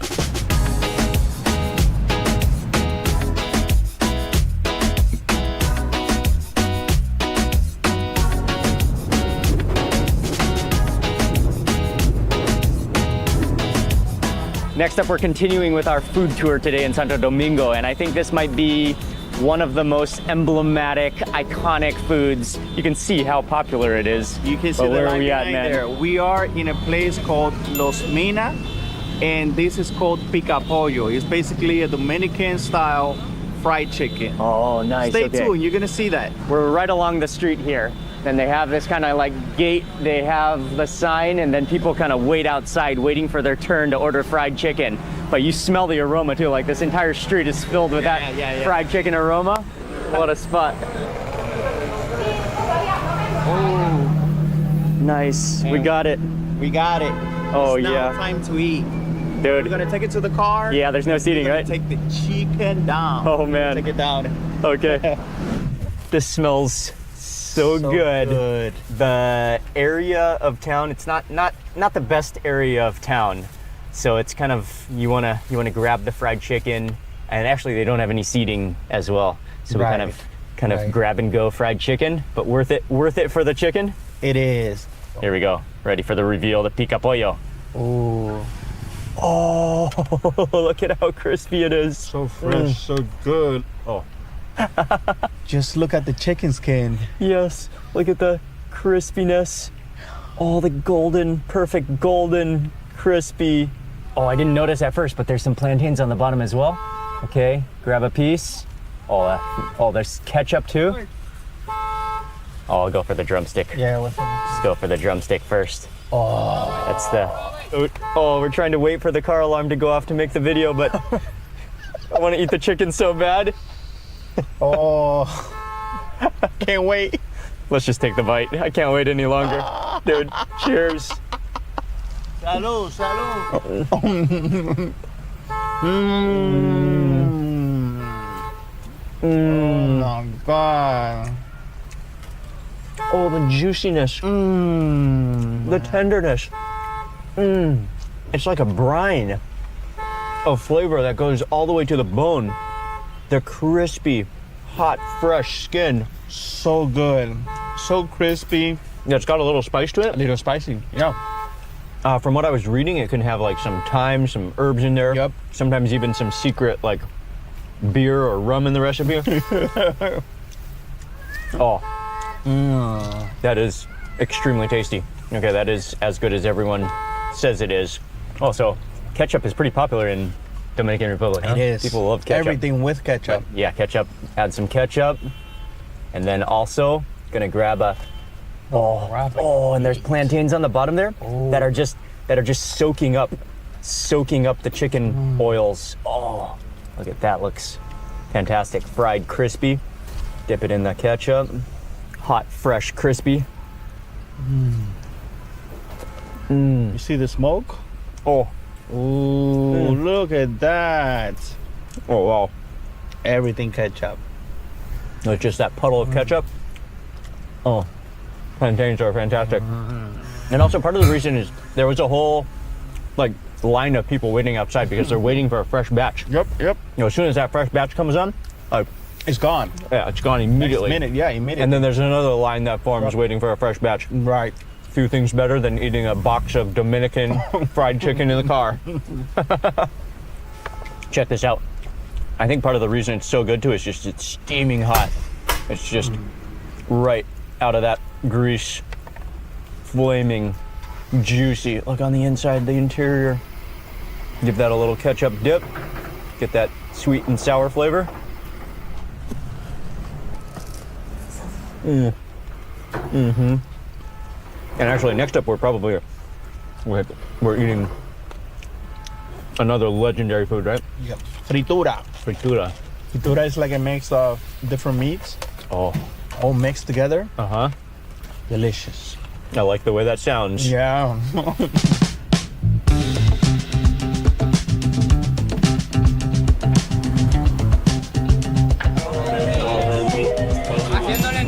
Wow.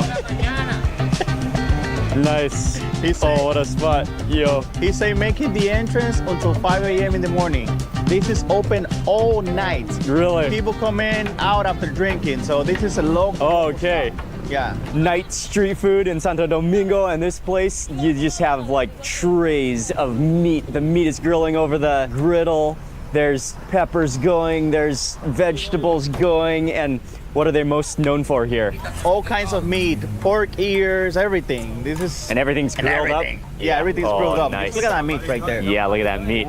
This is like intestines. That longanisa. Longanisa is like a sausage. Yeah, sausage. Sausage. This is like the whole head here, right? Yeah. The tongue, the face. It's all there. All the gooey, delicious bits. Oh, gracias. Getting our first taste test. I just love the action, the energy here, the friendliness, and a taste test. Oh, it's tender. Like the flavor of oregano or like an herb in there. Wait, as I'm eating that, look, he's frying up the next batch. But this meat was fried first, like deep fried. Now stir fried with those peppers. Oh, that smells wonderful. Oh, he's dropping in some more meat into the fryer. Oh, that's gonna be tasty. Oh, and they hand out free samples too, huh? Yeah. So everybody that comes through this street, they will stop them so they could get free samples. Oh, the temptations. Yeah, the temptations are real. Temptations. Yeah, he's going for a batch of, let's see how long it takes him. So they grab some skewers, they get free samples, and they just wait for cars to go by. That's pretty cool. The temptation is real, and then you're bound to stop and eat. You have no choice.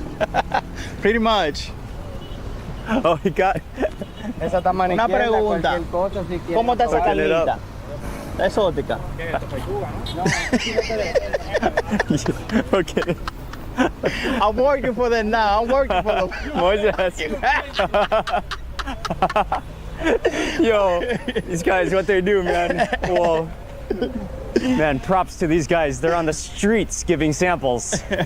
So we ordered up a mixed plate now with a bit of all the different meats which they're just preparing, which I think should be ready.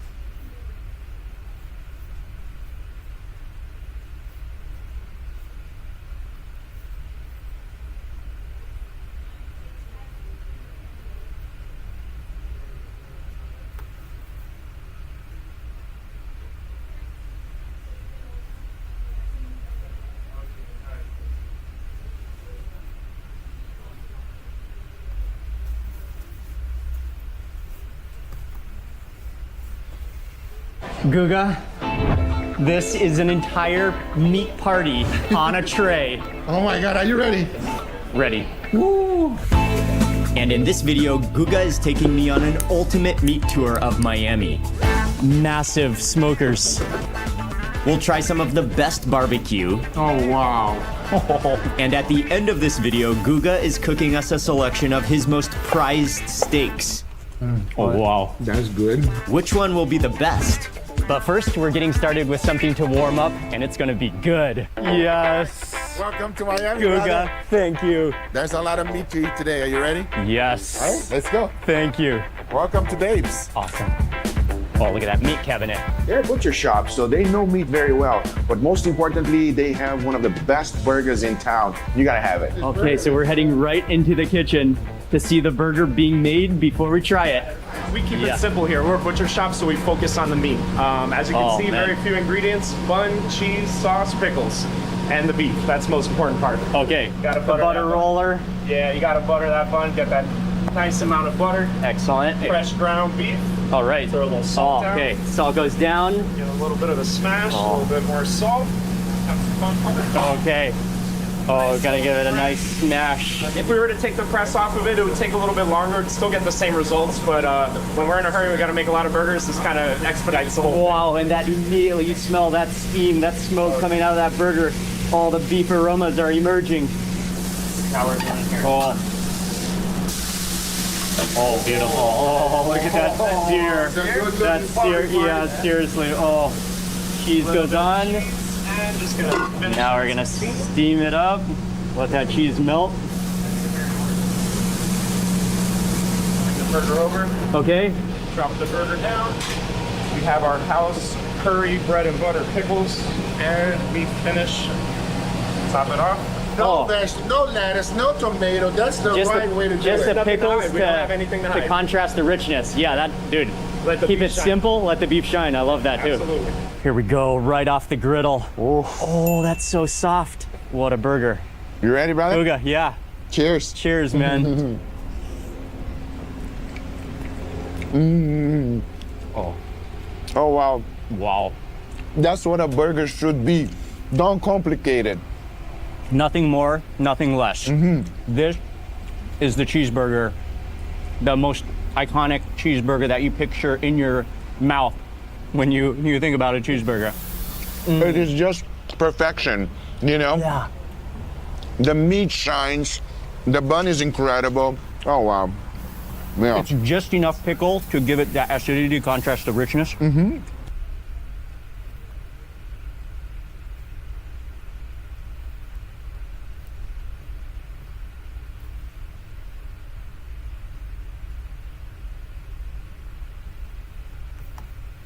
Alrighty. A usual stimulus.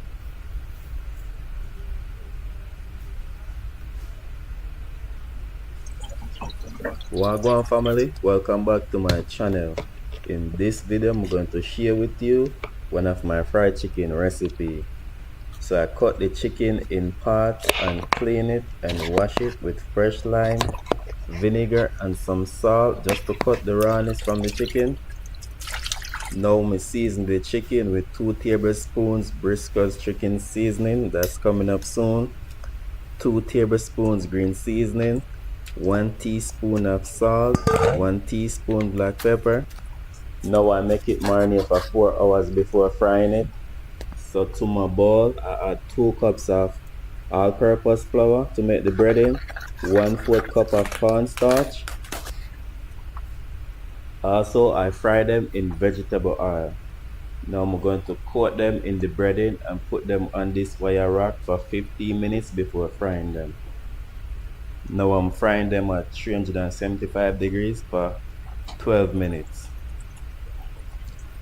After 12 minutes, this is how they should look. You could check out the full video on the channel. Thank you for watching. Peace out. Wagwan family, welcome back to my channel. In this video I'm going to share with you one of my fried chicken recipe.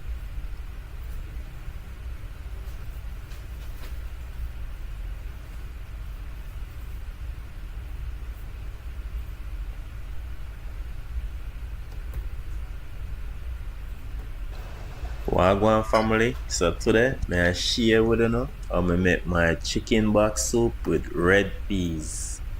Yeah man, first I wash the peas and add it to my pot. On the stove, my pot have 8 cups of water, so I just add the peas, pimento, garlic, cover it, allow it to cook. This is the chicken back I'm using. This chicken back, I already take the skin off and clean it. I just need to scrape off the fat. Those little white fat you see on the chicken back, I just need to take that off. So I just scrape it off just like this. Now I wash it with fresh lime and some salt. Now the peas them almost cooked, so it's time for me to add the chicken back. So I add the chicken back, cover up the pot. Now I'm peeling my carrot to dice. I'm dicing the carrot just like that. Now I'm peeling the sweet potato, dice it up, nothing too pretty. Now I'm peeling my Irish potato and dice it up also, just like that. Now I'm peeling the chocho and I'm dicing the chocho also. Nothing too pretty, just dice it up just like this. Now I'm peeling the cocoa. So now I'm dicing up the cocoa also, just like that. So I'm dicing up the pumpkin. I don't peel the skin off the pumpkin, I just cut it and wash it just like that. Now I'm cutting the corn. So now I wash them before I add them to the pot. So I'm just going to add all of it in the pot at once, just like that. Now I'm going to give it a stir and then I'm going to cover it up. Now I'm making my dumplings. So I'm using 2 cups of all-purpose flour, 1/3 cup of refined cornmeal, 1/2 teaspoon of salt. Here I'm using room temperature water. So I just add the water a little by little to form the dough for the dumplings. So you just want to take your time and add the water to form the dough. If you add too much water, your dough gonna come too soft and you can't make a perfect dumpling with the soft dough. So I just pinch off a little piece and I just rotate it, running my hand with it, just like that, to form the dumpling. So I use my hand and I just squeeze in the middle, and that's why I make my dumplings. Perfect. I don't make big dumplings, my people. Just like that. And I'm just going to continue till I finish all of it. Yeah, you don't want nothing more than that. So as I say, you pinch it off and you rotate it. Bring the dough in a circle, just like that, in a circle. Then you press it in. You press out the air out of it. Alright, my people, this is it. So I'm just go continue and make all of the dumplings. Now I'm going to add them to the pot.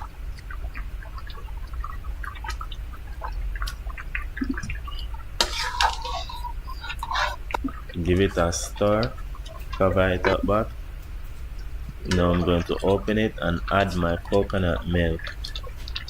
And this is 2 cups of coconut milk. Then I'm adding my chicken noodle, and this is Grace chicken noodle.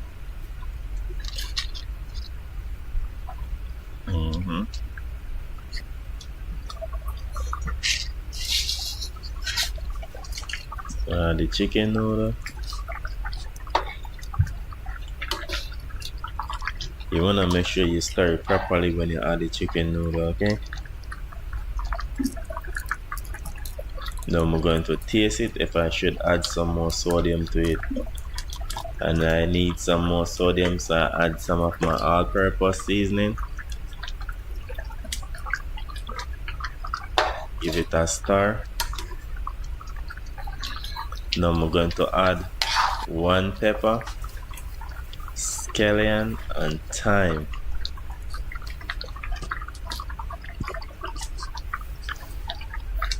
Now I'm going to cover the pot and allow it to cook for 15 minutes now. So after 15 minutes the pot cooks, so I just need to share me a bowl. And look at that, my people. Rich and nice, eh? Look at that. Please remember to like, share and subscribe for more.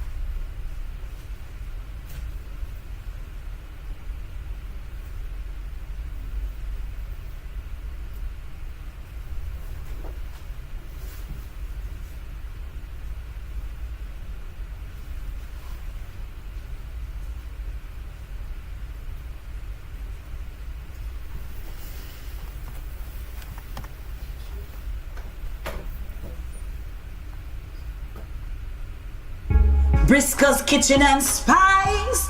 Yeah, the food is nice. Like, share, and subscribe to our YouTube channel. Welcome my YouTube family, welcome back to Briscoe's Kitchen. Yeah, another day in our kitchen. First and foremost, big up Father God.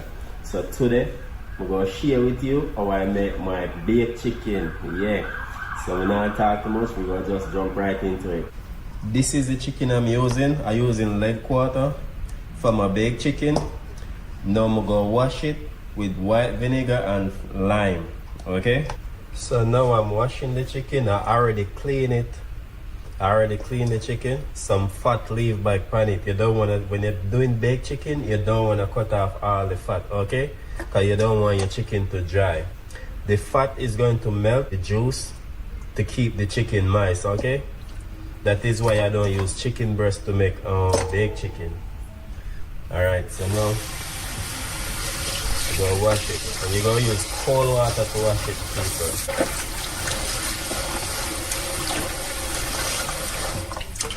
So you rinse off this water first. You rinse it off first.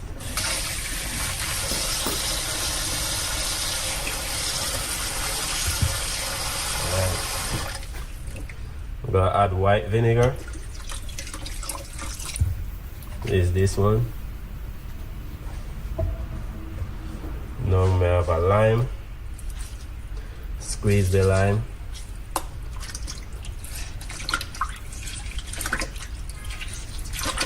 You want to make sure you use the lime and rub off the chicken skin. Okay? You don't want your chicken to raw when you cook your chicken. So you always wash your chicken properly. I'm gonna always start that in all of my video. Wash your meat properly, okay? See these fat, don't cut off all of the fat off of the chicken. This gonna melt. With the seasoning, gonna melt and keep the chicken moist, okay? You have some people go through, cut it off, but don't cut off all of it. I'm talking from experience, I'm not just talking. Alright my people, so this is the chicken after I wash it. So now we're going to get the season them together, okay? So put this over here. Alright, start the season process. I'm going to list the ingredients in the caption. So first, onion powder, 1 tablespoon onion powder, 1 tablespoon onion powder,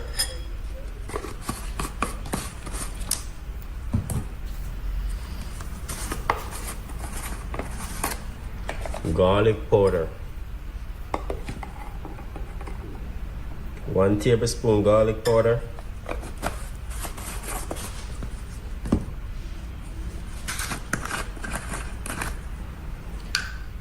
make a mess. This go have 2 tablespoons of all-purpose season. 2 tablespoons of all-purpose season. You could use the season of your choice.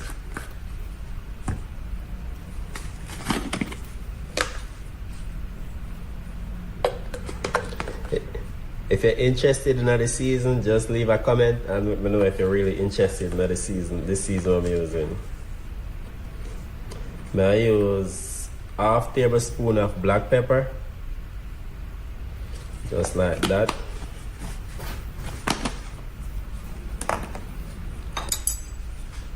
Alright, we're gonna mix the season together. Yeah, this onion powder and garlic powder, very powdery, it look like flour. Alright, so now we have it. This over here, so. Alright, we're gonna add all of this to the chicken. I'm gonna tell the people the season is not salty, okay? The all-purpose season not salty. Me make it. Alright. Follow ahead. 2 tablespoons of blend green season. You could get the recipe for this green season from my website, okay? In the ebook in my website. Some pimento berry. For the coloring, I use some Grace Browning.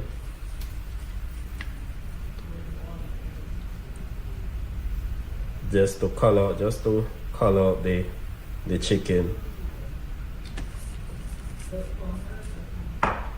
Alright, so we're gonna rub in the season in the chicken. And when you're using Grace Browning, don't use too much, okay? Because you don't want your chicken come out too dark.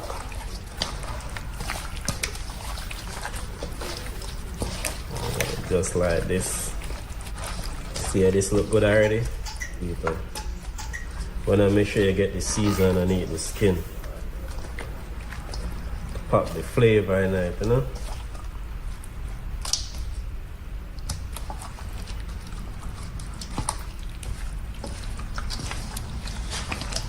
Okay, so I'm going to transfer the chicken to another bowl. So I'm transfer the chicken to this bowl.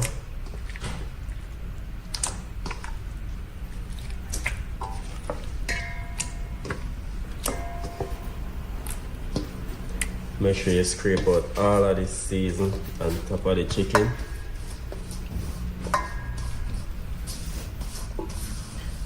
Just like that.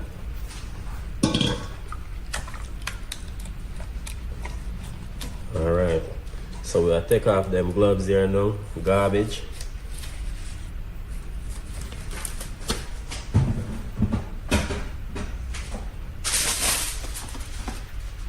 Now I'm going to seal this with aluminum foil.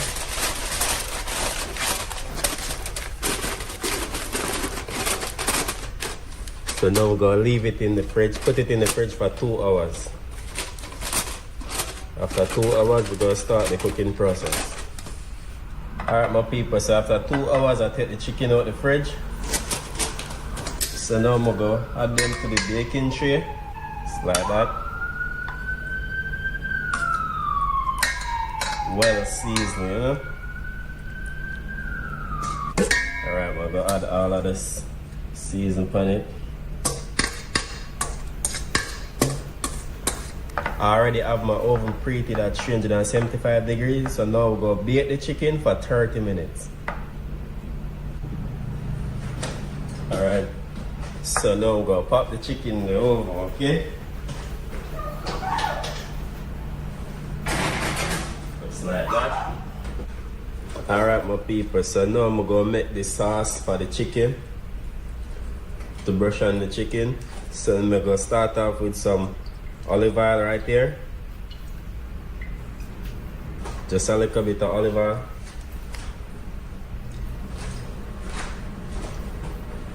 To the saucepan, we're going to add some onion, and this is half of an onion.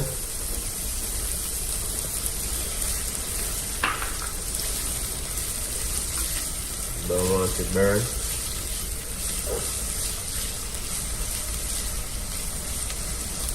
Just want to caramelize out the sweetness. I'm going to add some garlic. And this is like 3 cubes of garlic. Now I'm going to add some fresh thyme. I picked the thyme leaves off the stems, so I'm going to add some fresh thyme. It's all about the flavor. Now I'm going to add some cherry tomato. You don't have to use cherry tomato, you can use regular tomato. 1 tablespoon of green season. The green season have everything in it. It have the scotch bonnet pepper, it have everything in it. So now I'm going to add the juice from the chicken inside of this.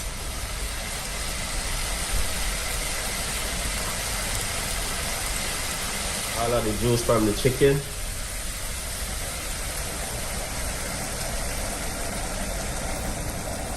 All of it.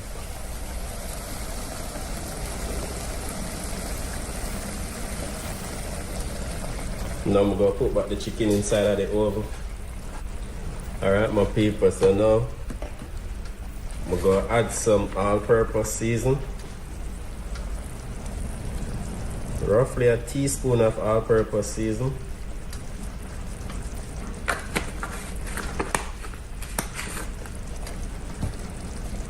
I'm going to add some ketchup. Make a mess, that's all. Alright, I'm add some ketchup. That is like 2 teaspoons of ketchup, 3 teaspoons of ketchup, 1 measuring cup of orange juice. I'm going to add some Grace browning.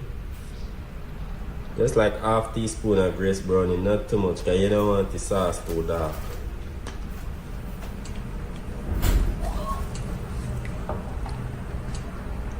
Just like that. So that's the color we're looking for right there. So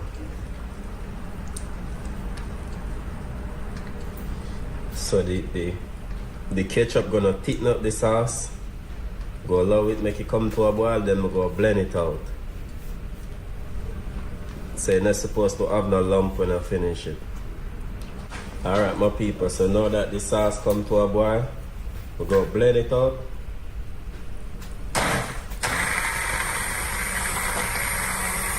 We'll blend out all of the seasoning.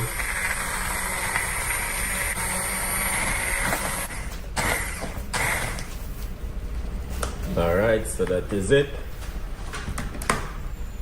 Now I'm gonna allow it, make it go and simmer down to get out the tanginess from the ketchup.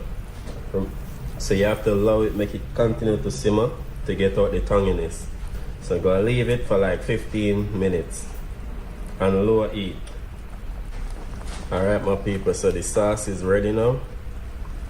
I'm gonna take out the chicken and I'm gonna brush on the sauce from the chicken, okay? And then put it back inside the oven for another 5 minutes.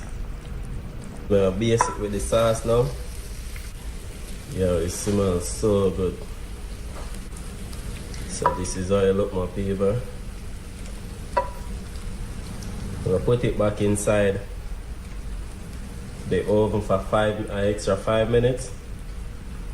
So the cooking process is 35 minutes at 375 degrees. Some oven burn better than some, so it might cook faster in my oven, or your oven you might cook faster. So you have to just check your chicken temperature.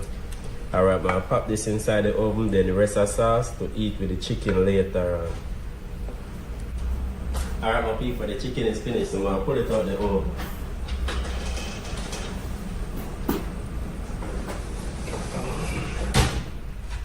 Look at this. Look at this.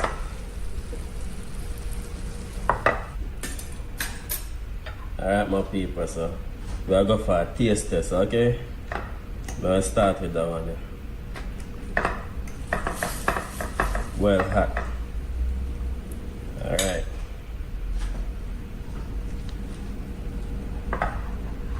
Put this to the side.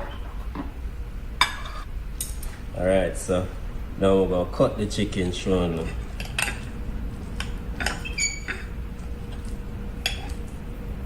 Look at this, my people. It's very hot.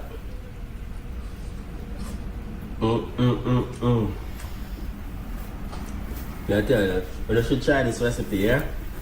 Briscoe's Kitchen and Spice. Yeah, the food is nice. Like, share, and subscribe to our YouTube channel.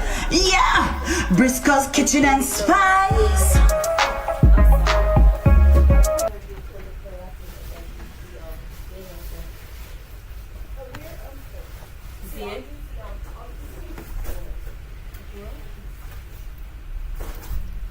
Welcome my YouTube family, welcome back to Briscoe's Kitchen.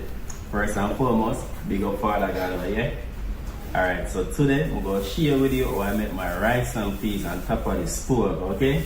So I'm going to show you all the ingredients you need to make a perfect, authentic rice and peas. This is the peas I'm using. This is 2 measuring cups of red peas. Over here, I'm using some jasmine rice. I'm gonna use jasmine rice. I have two hot pepper. Here I have some cubes of garlic. I have some pimento berry. I have fresh scallion, and fresh thyme. This is the coconut I'm using, fresh coconut. Here I have some salt. So these are all the ingredients. And my pepper. The best pepper to put in your rice and peas is the green one. I couldn't get the green one, so I used the ripe one, okay? So now we're going to start off the cooking process. So now I'm going to wash the peas.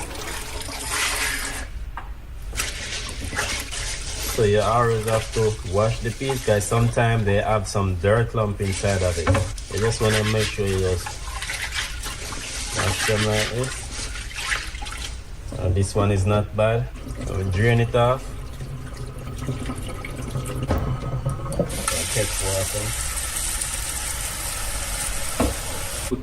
So now I'm going to start the cooking process of the peas. So this is 4 cups of water to the 2 cups of peas. Depends on how tough is the peas. I might have to add more water before I add the coconut milk. Normally you could soak your peas from overnight so it cook more easier.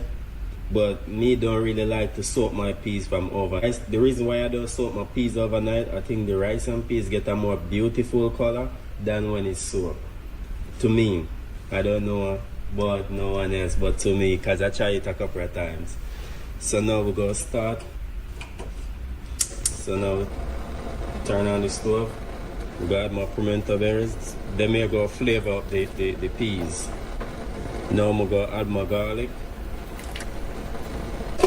And the peas should take roughly 45 minutes to cook. So you want to cover your pot and allow the peas to cook. So while the peas cooking, we're going to blend the coconut. So first, we have to break the coconut. When you break your coconut, the easiest way to break a coconut is upside down like this. You want to go around it. Just like that, people. This one don't have a lot of water, but it's good. See, it's a beautiful coconut.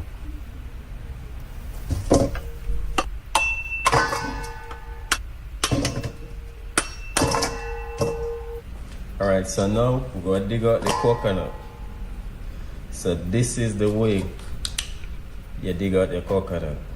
Simple. When you dig out your coconut, always use a small knife, okay? Just like this.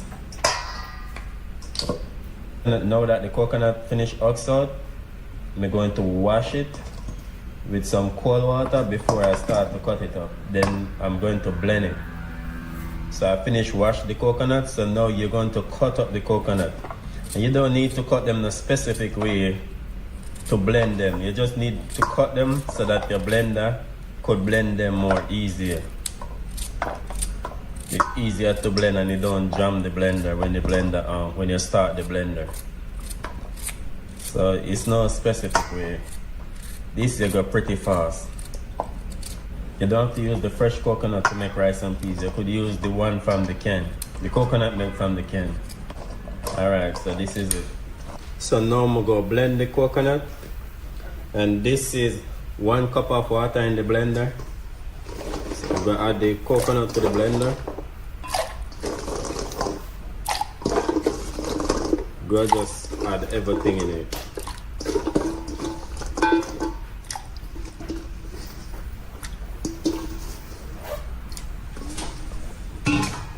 Go add a little bit more of water, little bit more water, just like that. Alright, now I'm gonna blend.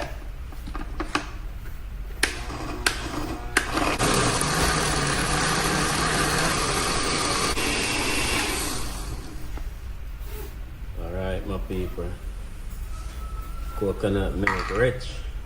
Now I'm gonna strain it off just like that.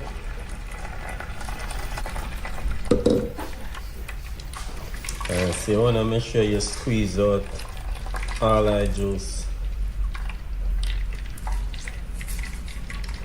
Just like that.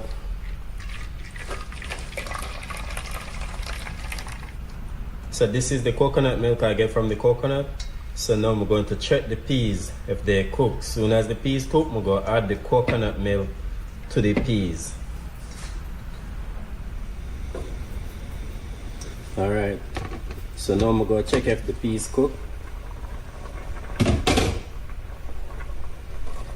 And whenever you open the pot with the peas and you see the peas, they sink, you know they cook. Okay? Alright, my people, so whenever you squeeze it like this, and you see them mash out, you know that it's fully cooked. Okay? That's how you know your peas cook. So now I'm going to add the coconut milk from the coconut. If you're using the coconut from the can, it's the same process. Now I'm going to allow this to come to a boil. Soon as it comes to a boil, I'm going to add the scallion, the thyme, and the pepper, okay? And the salt. Alright, so now I'm going to tenderize the scallions for them to pop out the flavor. So now I'm going to add it to the pot. Alright, my people. Now I'm going to add the scallion. I'll add the thyme. Now add the pepper. You don't have to use the red pepper. If you could get the green pepper, the green one is the best one. And please do not make the pepper burst in the rice and peas. You just want it to get the flavor, but you get more flavor from the green one, okay? So try and get the green Scotch bonnet pepper or the green hot pepper. I don't have the I can't get the green one in the store, so try and get the green one. If you can't get the green one, you still can use the red one, okay? Alright, now we're gonna add some salt. And this is like a teaspoon of salt, okay?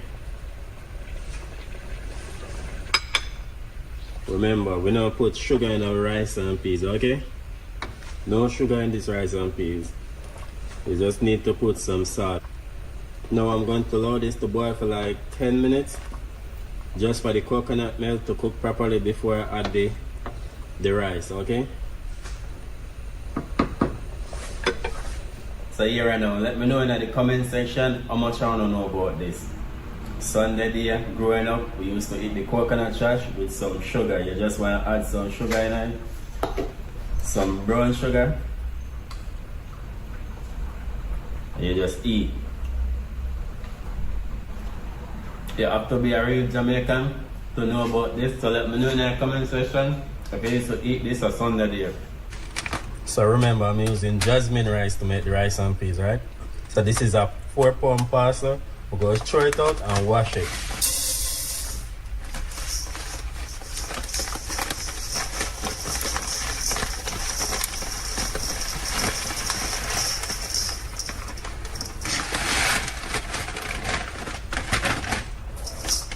So I'll leave back some. So this is 3.5 pounds of rice. Now we're going to wash out the starch out the rice.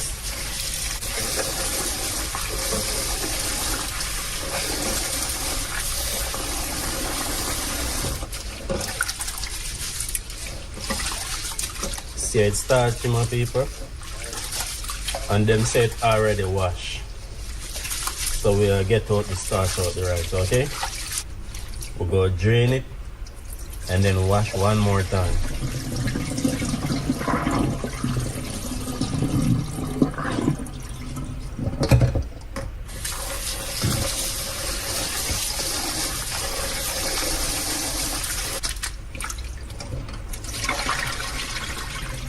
So the rice done wash now. We're going to add it to the pot just like this.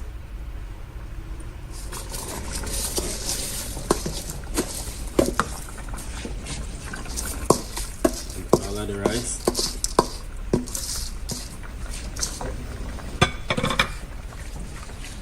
Alright. Remember, we're not bursting the pepper them, okay? A lot of people tell me they don't use butter in their rice and peas, but this is my preference. I use butter in my rice and peas, okay? So I add 1 tablespoon of butter. And this is unsalted butter, okay? Now I'm going to allow this to steam cook for 15 to 20 minutes. You're going to cut your fire and lower heat, my people. Do not burn up rice. Whenever you cook rice and peas and you see some of the grain come out soft and some come out hard, it's just because you don't fluff your rice and peas, okay? But when we get to that part, I'm gonna show you what I'm talking about. Alright. So we're gonna cover up the pot and allow the rice to steam. We're not boiling the rice, we're not cooking the rice, we're steaming the rice, okay?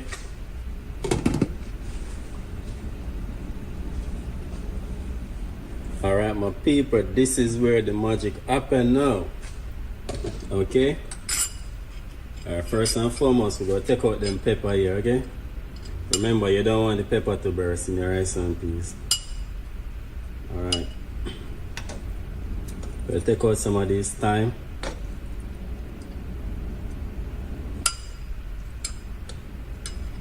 Alright, so now you want to fluff up the rice and peas.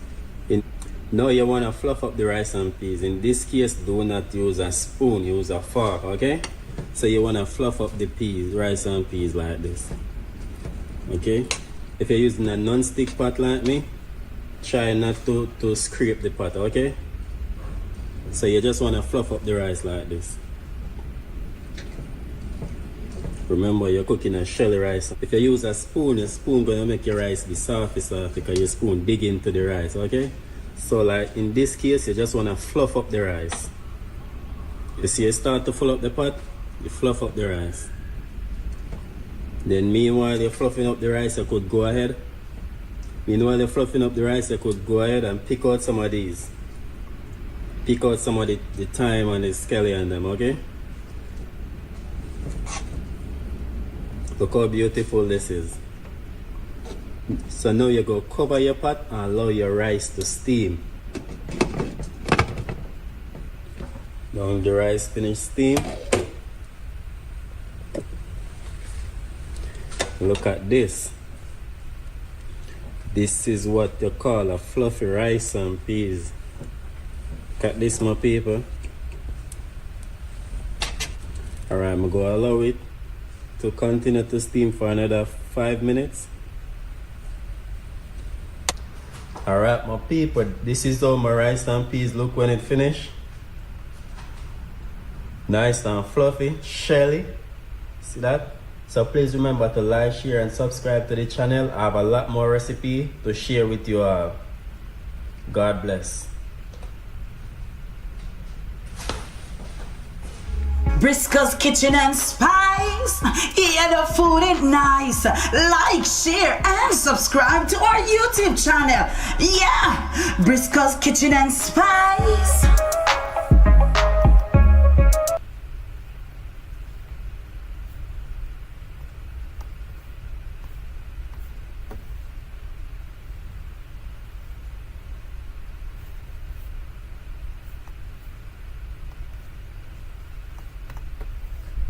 Hi everyone, my family and friends who have tried my chicken chow mein liked it so much, I thought I would share my recipe.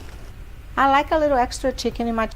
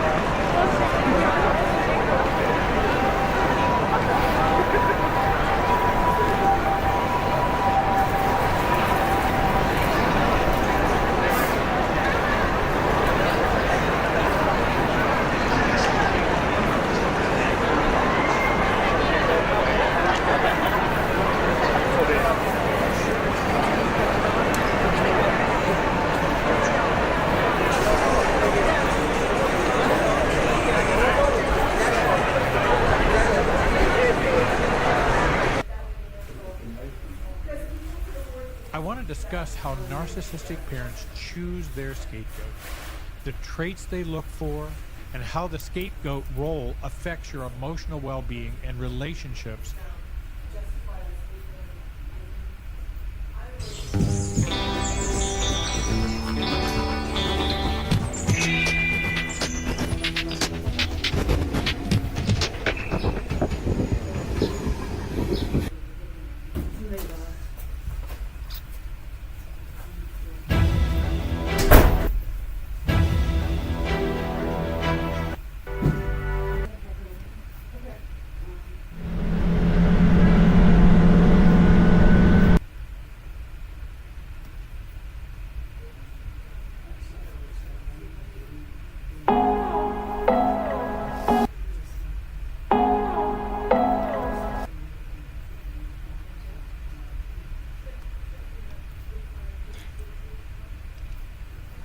Welcome back, foodies.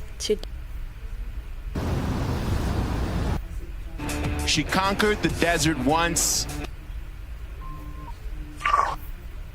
Yep, radio check. Okay, understood. Thanks. Okay, mode 12. Hit limiter on. Guy, you want me to stay in mode 12? No change to launch procedure.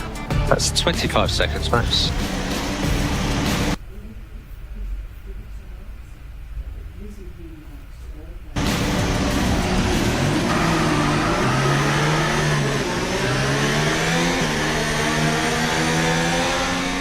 And that clutch release was spot on.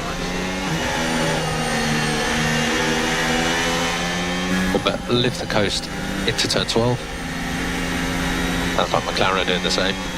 Big lift into turn 12. No more than 50% depth pedal demand from turn 15.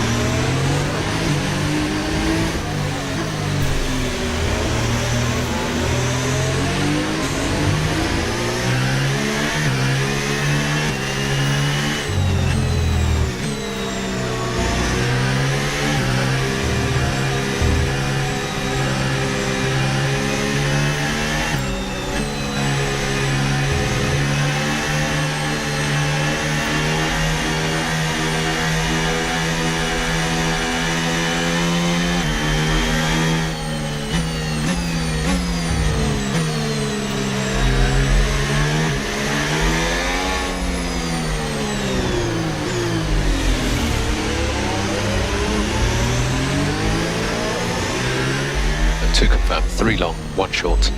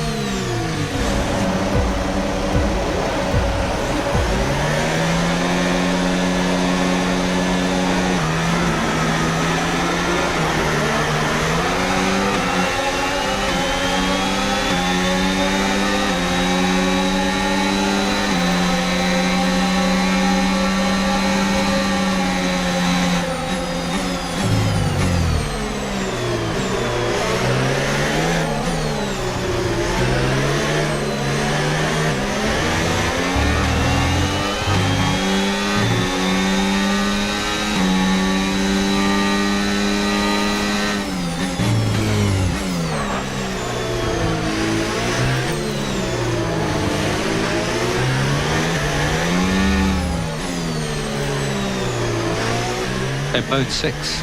Mode 6.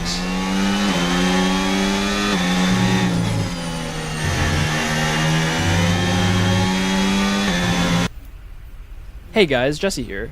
A while back, I was lucky enough to get one of my blades published into Blade Magazine, the biggest knife-making publication in the world.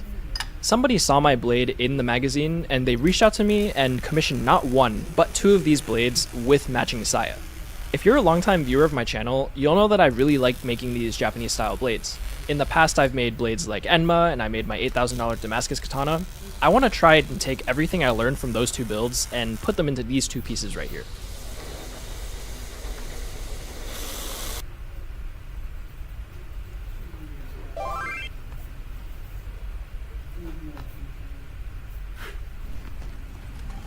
Every time I see one of these, I just... Hello.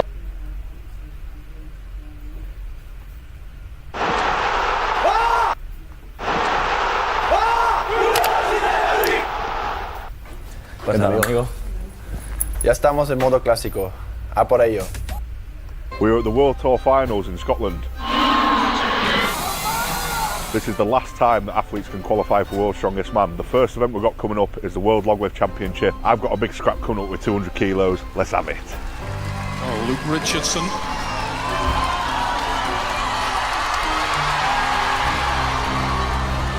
Pinnacle of the sport, Tom Stoltman. And this man is so strong.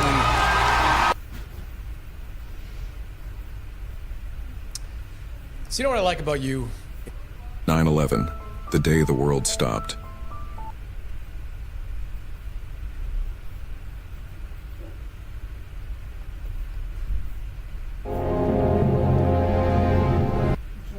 Just got an... Building strong shoulders and traps isn't just... And I have some incredible headlines to go over. With you if you're a crypto holder. We're going to go through the headlines. We're going to look at a Solana chart because there's some big Solana news right now. This is a 4-hour. I want to talk about this wick. This says everything in relation to crypto, and I also want to look at the altcoin market cap chart.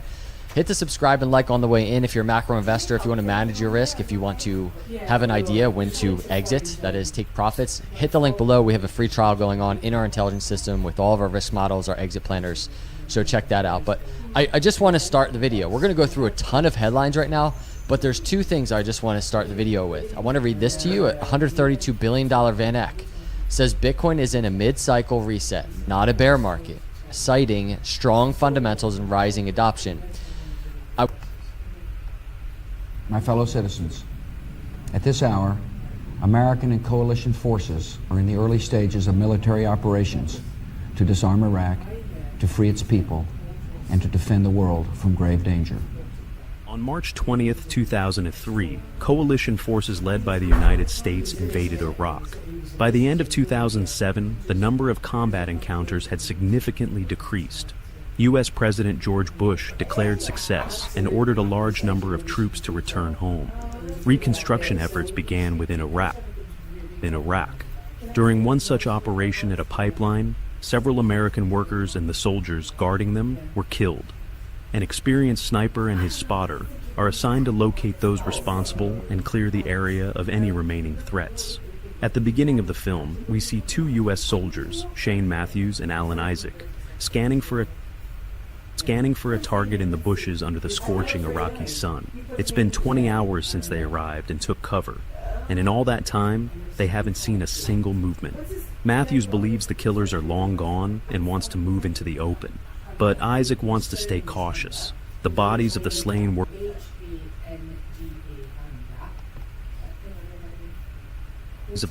workers and guards are lying far from any cover. Isaac suggests that they didn't have time to react because they were taken out by a very skilled sniper. Only one soldier managed to reach the remains of an old wall from where he was able to send a radio message to the command center. That message is what brought the two soldiers to the scene. Matthews doesn't believe a local insurgent could pull off something like this.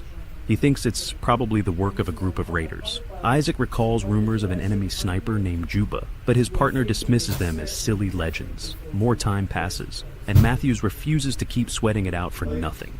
He crawls out of the bushes and takes off his camouflage gear, despite Isaac's protests. No sniper would wait in this kind of heat for an entire day.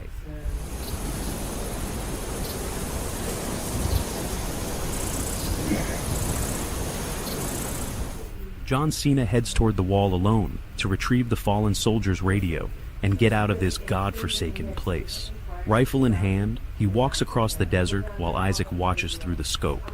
To ease the tension, they joke and tease each other.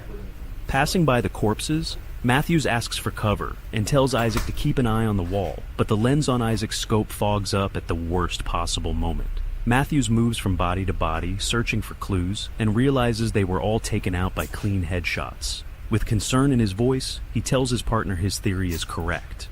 He wants to figure out where the shots came from, but Isaac still can't fix the scope, which he took from a fallen friend named Dean. Isaac urges him to fall back. Suddenly, a distant gunshot rings out, and Matthews collapses, writhing in pain. The enemy sniper hit him directly in the stomach, and his partner immediately runs across the desert to help. The sniper tries to shoot him, but he runs in a zigzag pattern, dodging the bullets skillfully. He makes it to his partner alive, but takes a shot to the leg. Matthews screams at Isaac to leave him and hide behind the wall, or they'll both die. The spotter has no choice. Summoning the last of his strength, he leaps over the wall, and old bricks begin to fall on his head. A bullet is lodged in his leg, leaving a serious wound. Matthews is a few dozen meters away, and the two men stay in contact via local radio. Matthews is in agony, certain he's dying, and asks Isaac to pass his earnings on to his younger brother. He knows their only chance of survival is to contact the base and call for help. Isaac tries to crawl to the backpack, but his wound prevents him from moving. He applies a tourniquet to stop the bleeding and writes the time on it so he can remove it before the tissue dies. He reaches the radio and tries to contact the base, but discovers there's no signal. While Isaac was running, the sniper's bullet damaged the antenna. Matthews starts planning a dash to the wall and asks Isaac to cover him. Isaac immediately shoots down the idea as suicidal. They still don't know how far away the sniper is, but Matthews insists on grabbing his rifle and returning fire. Isaac replies that the sniper will see any movement and shoot instantly. He begs his partner not to move, reaches for the scope, and tries. He uses a knife to pry them loose, but the fragile structure collapses on his hand like a house of cards. Now, Isaac's index finger is also out of action. He manages to push the binoculars through a hole and identify where the sniper might be hiding. He calls out to Matthews, but he has already lost consciousness due to blood loss. He didn't have time to treat his wound, which is essentially a death sentence. Not wanting to share his partner's fate, Isaac takes a knife and clenches a piece of cloth between his teeth. He performs surgery on himself to remove the bullet from his leg and applies a sterile bandage. From the shock and pain, Isaac passes out. He wakes up to someone trying to contact him via short-range radio. Coming to his senses, Isaac puts on the headset and urgently requests evacuation. The officer on the other end promises to help, but begins to grow suspicious since the radio only picks up signals within a small radius. He also starts asking strange questions. Ammunition, not Iraqi. The man on the radio asks for the request code, but Isaac doesn't understand what he means. He never requested a medevac. The operator asks if he has a weapon on him and tells him to stand up and fire it into the air.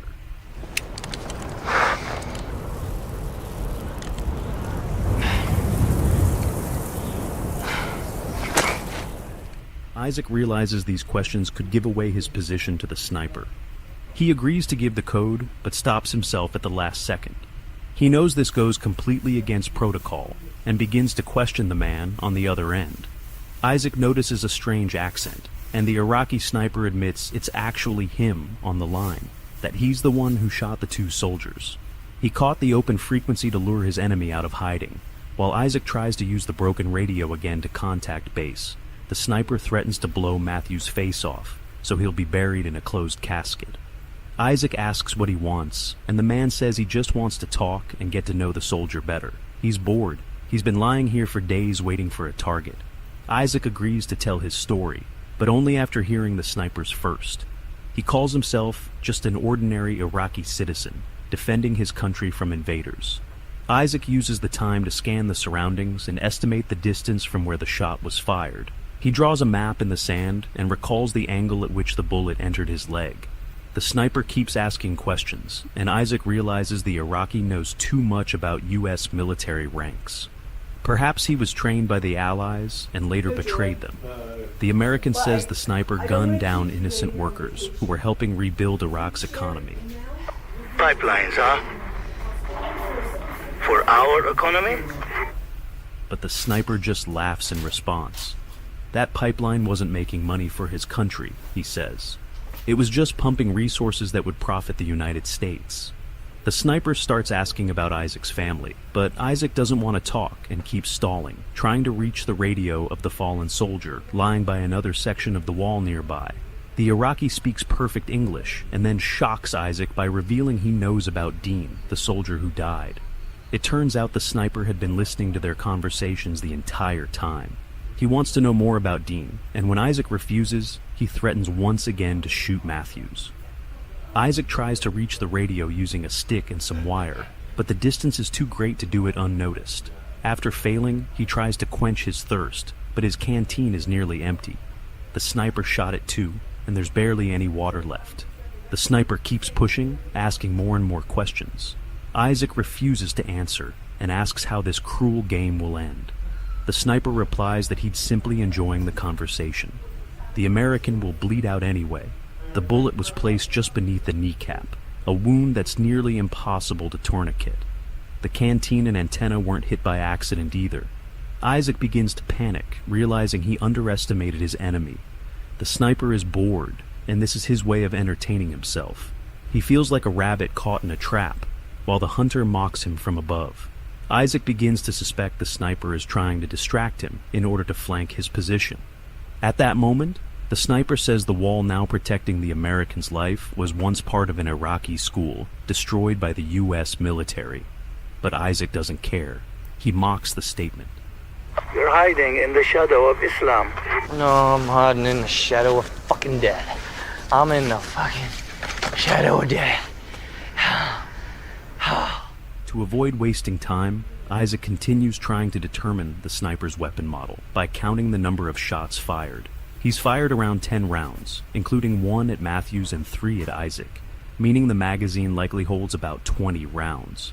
Isaac starts asking him a few clever questions. The soldier calls him a terrorist, which once again makes the Iraqi laugh. After all, it's the American who is standing on foreign soil with a rifle in his hands. Suddenly, Isaac hears the sound of metal over the radio. You're in the fucking trash. No fucking way. And soon realizes the enemy is hiding in a junkyard, even farther than he had guessed. Isaac suspects that only someone as skilled as the legendary Juba could be pulling this off. Juba is said to have killed 35 American soldiers, earning the nicknames Ghost and Angel of Death. Juba refuses the compliments, preferring to be seen simply as a citizen defending his country. He hides for days in harsh conditions, enduring unbearable heat, and clearly has military training, likely from the Allied forces. Isaac calls him a traitor and a rat, but Juba replies that he wasn't the one who fired first. He's not the one who came to someone else's land with weapons. He asks Isaac the most important question. Why is he here? Why return to Iraq when most soldiers have already gone home? Juba suggests it might have something to do with the fallen soldier Dean. Exhausted, Isaac lies down and begins to explain. They came from the same neighborhood. He knows Dean's wife, who works at a supermarket, and he once held Dean's son in his arms. But he doesn't plan to say more. He uses his last bit of strength to shield himself from the blazing sun and rest.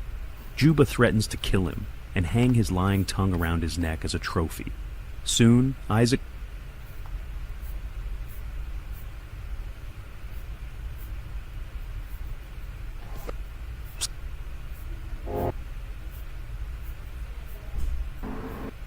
Dude, you'll learn from anything. Dude, you'll learn from anything.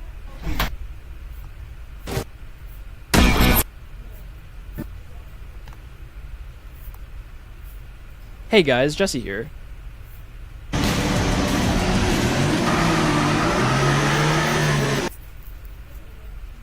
For over 40...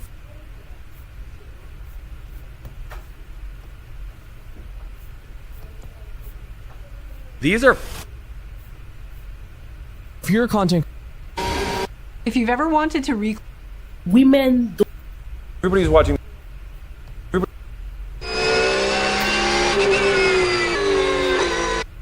Or Phase 1, 20 seconds.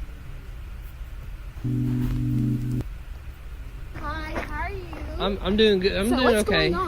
So I tore my ACL the other day, and it's been hurting really bad. I've been kind of wobbling, and man, have COVID-19. I have COVID.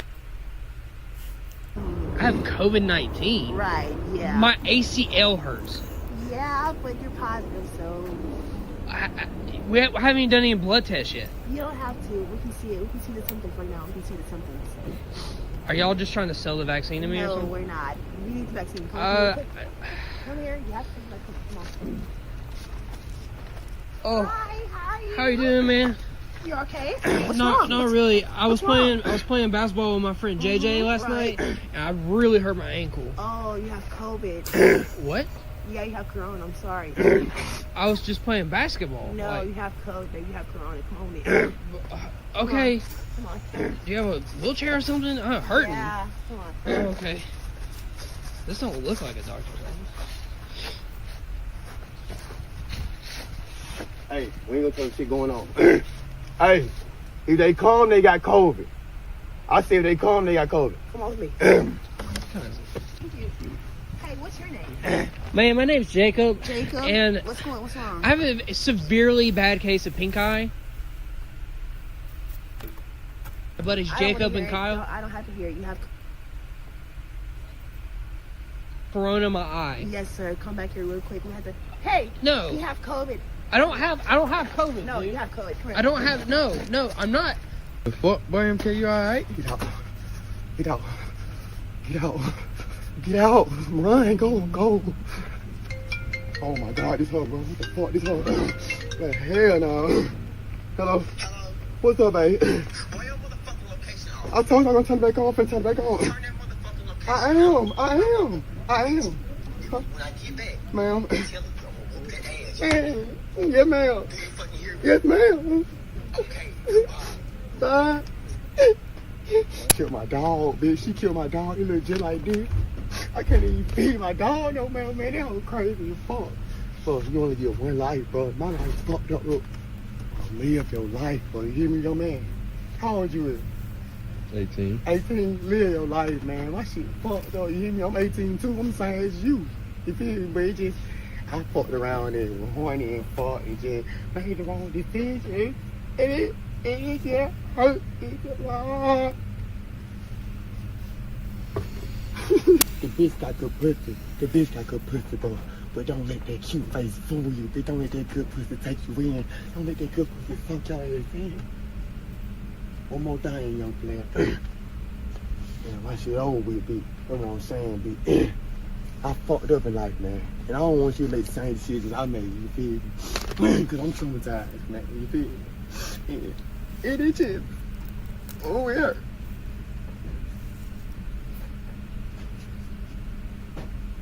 Boy, your ass won't believe what the fuck I clutching on.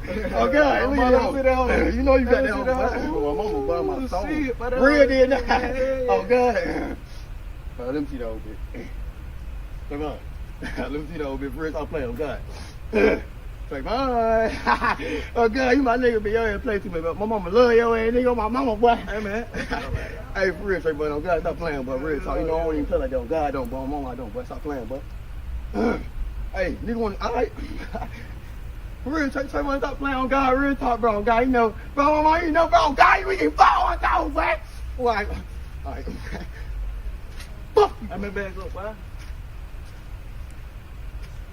Oh, Boy, God. hell no. Wait. Boy, your ass act, talk, and look just like my cousin Eugene. Hell nah, boy, I'm me, oh God. He, him, I'm myself, my own person. I don't look like nobody, and I don't, look, I ain't taking no offense, bitch, but that shit is disrespectful as hell.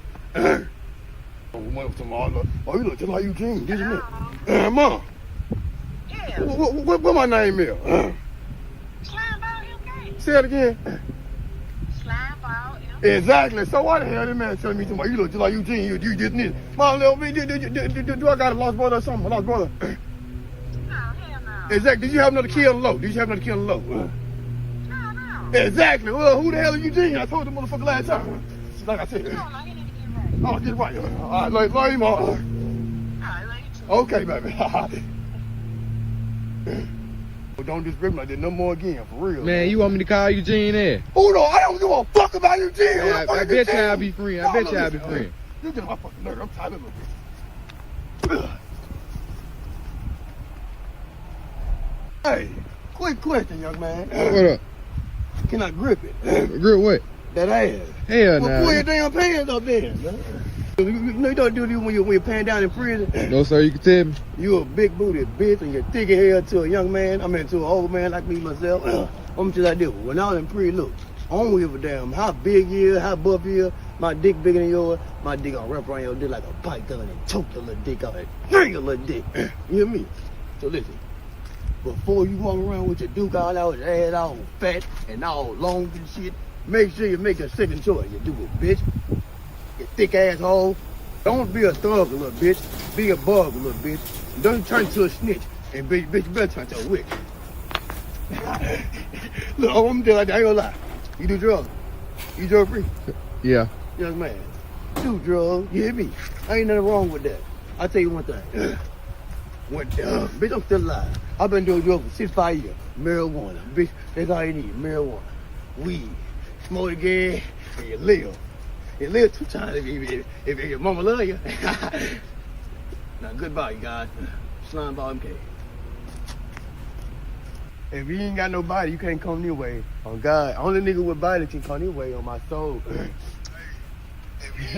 Well, you gotta be really careful for the internet, bro. It don't matter because guess what? You really a bitch for real, No, though. I'm not. Shit, oh. And one more thing, bitch. If I catch y'all and come your way, on God, I got them sticks on my ass now on my soul. On me now, on God. For the time out. You trying to handle me for nothing. Bro, you be real careful, bro. Okay, I don't be doing you like this. Oh, Bro, you really be careful for the internet, I don't though, be bro. doing you like this, though. I just be letting your ass slide sometimes, but I'm tired of this shit. I don't know when they killed your cousin. I don't know when they killed your cousin. Fuck, nigga. Oh, no, I wouldn't even record. I thought it was, though. Your ass be doing a lot of cap on for the Okay, internet, you bro. ruined my whole mood. See, I don't need that's why I can't ever do nothing. You a little bitch ass nigga for real, though. They need to really see this shit, right? They need to see this side. Okay, they can Let them see this side, bro. If If they see this side, they gonna get your ass. Bye, dude. You a bitch. You a bitch. Look at this goof ass nigga. You a bitch. Hi, how are you? Hey, how you doing? I'm Garrett. I just saw you movement yesterday. I love your skin color. Thank you. Yeah, I just want to say, your life matters, and you know, like, welcome to your new house. You know, yeah, I love you. You know, yeah, pretty much. If you need anything, you know, text me. You know, like I said, I love your like I love your skin tone. Like, you know, you know, like you're beautiful, like Africa Americans. Like, What you talking about? like, I don't know, I just love you. Like, just know that we, not like them. Like, I would never fucking rape like the fucking president. Like, I fucking love Biden. I love Biden. So yeah. But I'm glad to see you here, and yeah, I hope the best for you. And thanks, hi boy. I thought you had a gun for a second.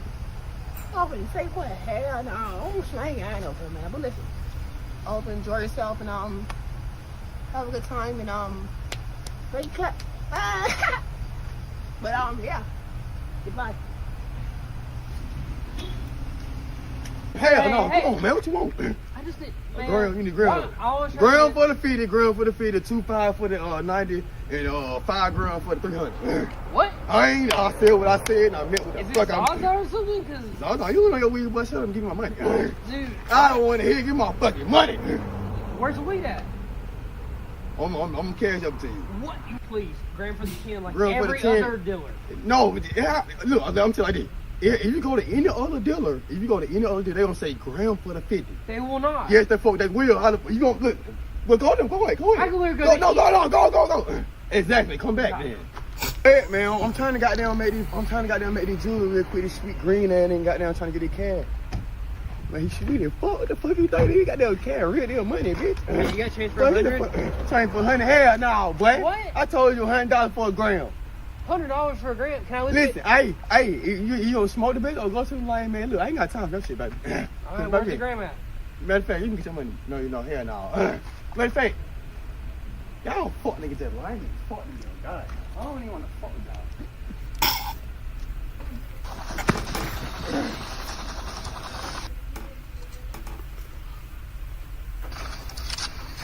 Team deathmatch. You calm, bitch. I'm chilling in Call of Duty right now. What's up? I need 3.5. 3.5? Yeah. Oh, I got you. They be saying need 3.5. Hold on, big. Watch out. Hey, they be saying need 3.5 real quick. Come get this shit. Man, I'm finna goddamn show this nigga goddamn. Fuck.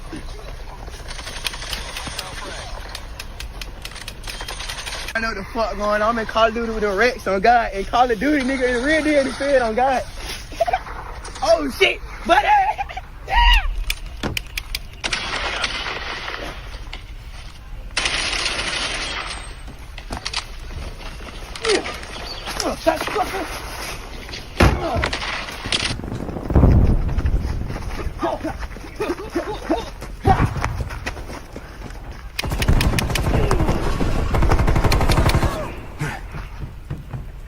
Laquita. What? Man, don't nobody want your ugly ass girl. I just want a piece of gum. You told me no. You're doing too much. For real. I don't like you, look like. Play on me, y'all. Why your body shaped like that? What? Look at these titties. Don't matter. I don't need no ass to impress nobody. I don't need nobody for real. Cause all y'all need to do is play with fix anyway. I don't want you. Period. I'm just playing. You try to don't take. Laquita, yes, I do. I love you. You were just talking to Michaela last night. Yes, she was. Michaela, Tree, and Stereo. You was the whole one. Stop playing. You love me for real? Yep. Play too much. Oh, God, you know. You fucking child. What do you got on real quick? What the fuck you want me? What do we got on? He got on a white shirt. Black pants. Okay, this him. Bitch, I know like motherfucking weird when you put your motherfucking hand on my motherfucking son, bitch. Man, hold on, man. No, hell, bitch, your ass dying. No explanation. Man, he kept on biting me. So ugly lady, your fucking big nose, that dirty ass. My baby daddy's on the way. Stupid ass little. Come on, Jamal. He kept on pushing me like he just kept biting me though. Okay, tell me what? Huh? He stuck a sucker in my head. Okay, then my baby do that. And what? And the kid bad. Okay, and my baby bad, and what? You gotta handle it. The fuck? Hey. You stupid and fall. Now tell me what happened. They just pushed. I ain't even hurt him. Oh, you straight? You straight? You straight? What the hell you got going on, man? You better be lucky the motherfucking police.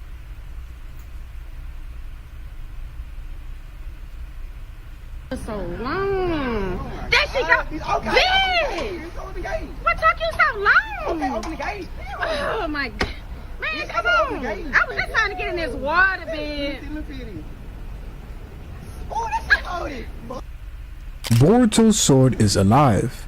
And this is a theory that I had 3 years ago, but now the conversation has become even more important with the information that is being revealed in this latest chapter.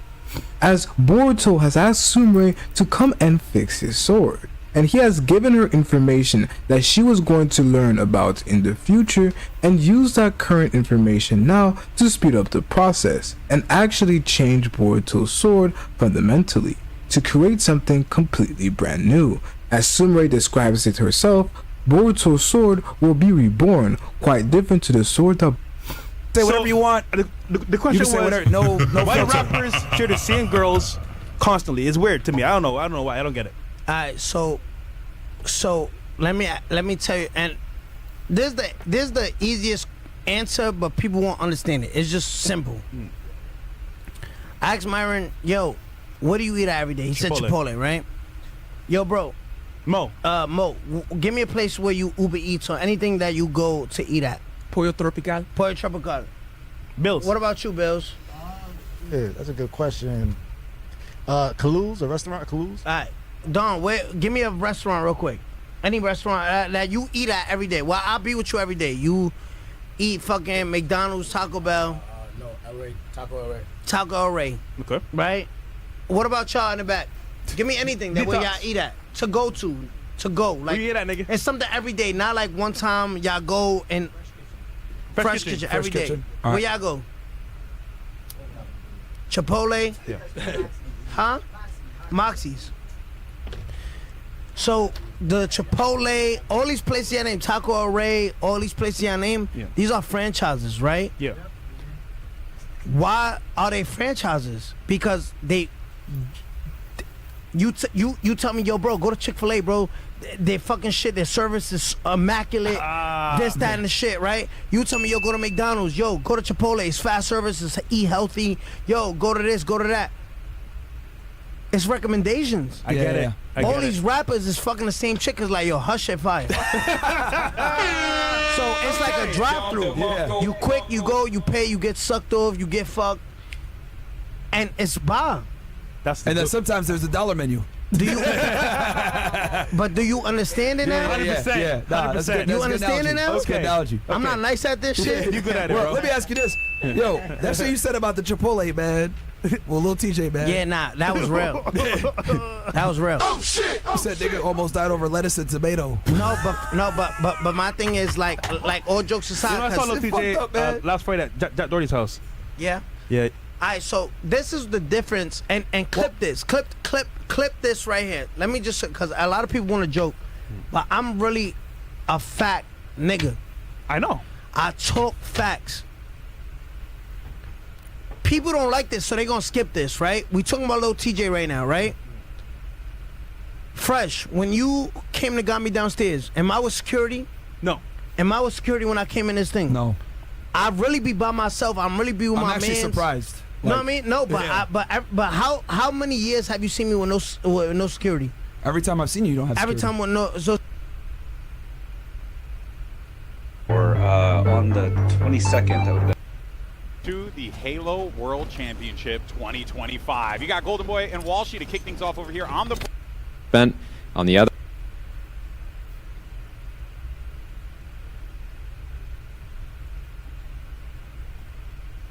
Let's set it straight. You're not a real Jamaican if you never own one of these or you never wanted one of these. I go through about a dozen of them at the blood clot. And them not even comfortable. No, sir. Is it? Might as well me just wear the G-string slippers them. Look on my foot bottom.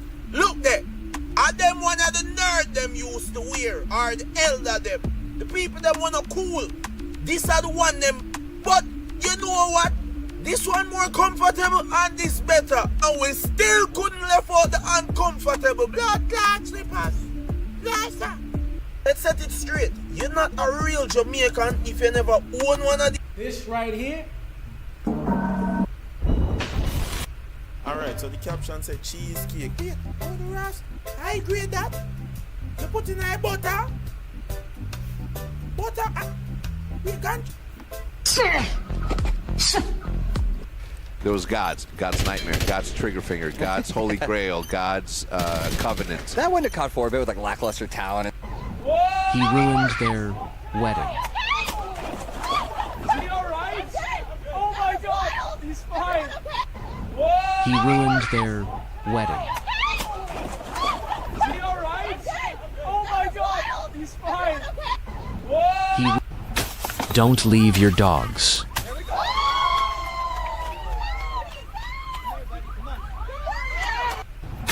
Don't leave. Megami is the strongest character in Jujutsu Kaisen. I'm going to say it one more time. Megami is the strongest character in Jujutsu Kaisen.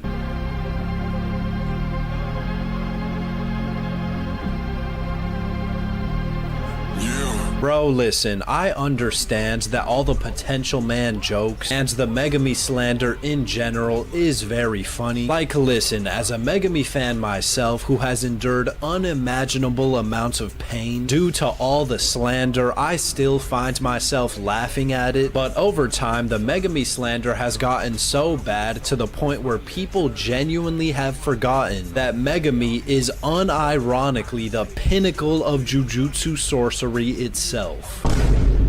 You guys need to remember that Megami possesses the 10 Shadows, which is by far the most broken technique in the entire verse. He is basically indestructible because he got hit with a 200% hollow purple and walked away without a single scar. Yuta is a bum, Todo is a goat, and thanks to Sukuna using Megami's body, he also has all of Sukuna's techniques etched into his body, like Shrine, World Cutting Slash, and open domain, and full mastery of the 10 Shadows technique, including Maharaga. There is not a single character beating Megami at the end of Jujutsu Kaisen. Also, I forgot to mention that Yuta is a fraud. Megami is the strongest.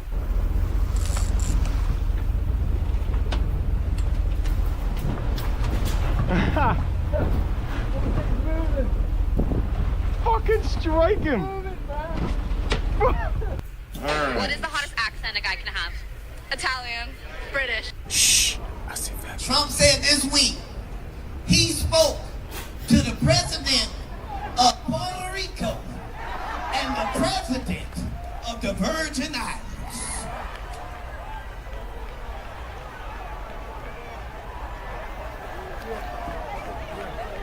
Sir, you are the president of Puerto Rico, and you are also the president of the Virgin Islands.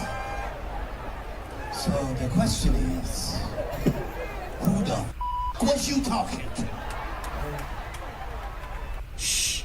I see that. Trump said this week he spoke. So Bleach creator Tite Kubo is going viral for one reason and one reason only, and that's because he's actually based as fast food. Yep, I knew me and Kubo were on the same wavelength when I found out that he listens to Playboy Cardi, is a Rurouni Kenshin hater, and now he's going scorched earth in all these activist groups. Now recently, there's been waves of criticism coming from all these activist groups, trying to change manga, anime, and various aspects of Japanese culture because, well, they suck. And Kubo didn't take too kindly to this Western abrasiveness, and released this insane statement to cook them, and I'll paraphrase. Readers don't have the right to change a story. They have the choice not to read it. If you can create...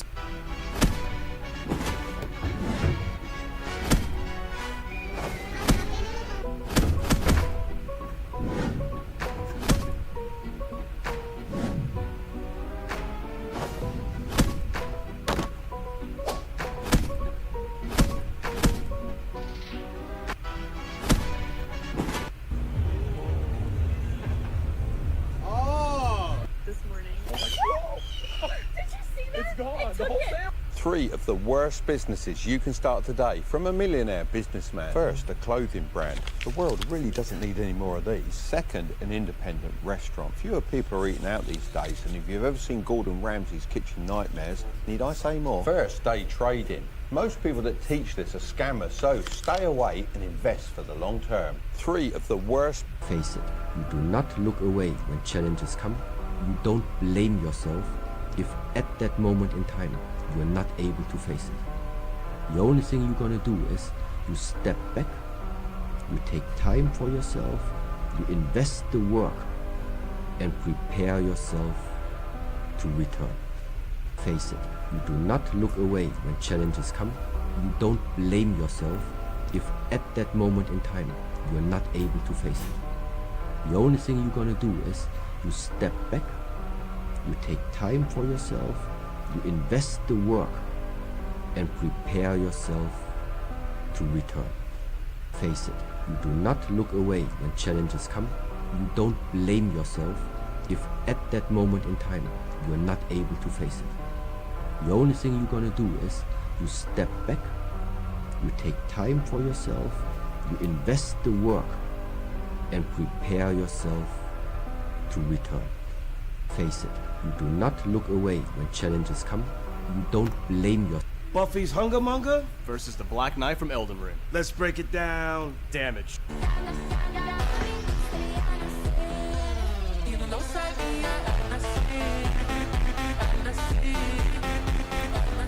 Narcissistic families create an environment where children, especially the scapegoat, are silenced. Your voice was rarely valued. It was ignored, dismissed, or punished for expressing emotions and needs, and even expressing ideas or opinions.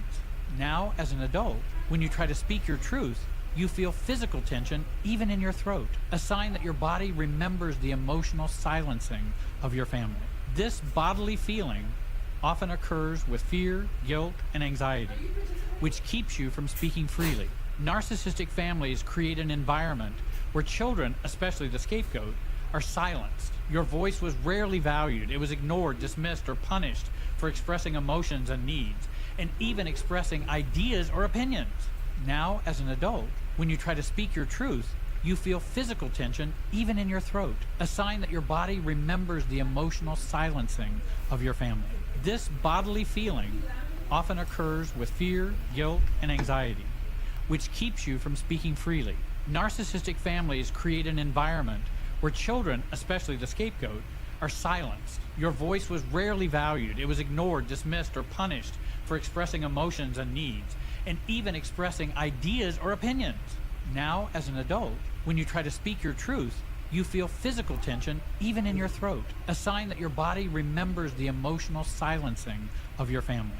This bodily feeling often occurs with fear, guilt, and anxiety, which keeps you from speaking freely. Narcissistic families create an environment where children, especially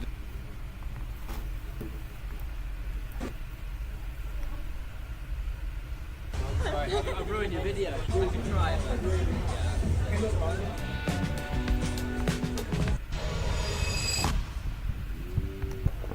The richest man in crypto just got pardoned by President Trump, and this one move could make you and I seriously rich. Yesterday, Trump pardoned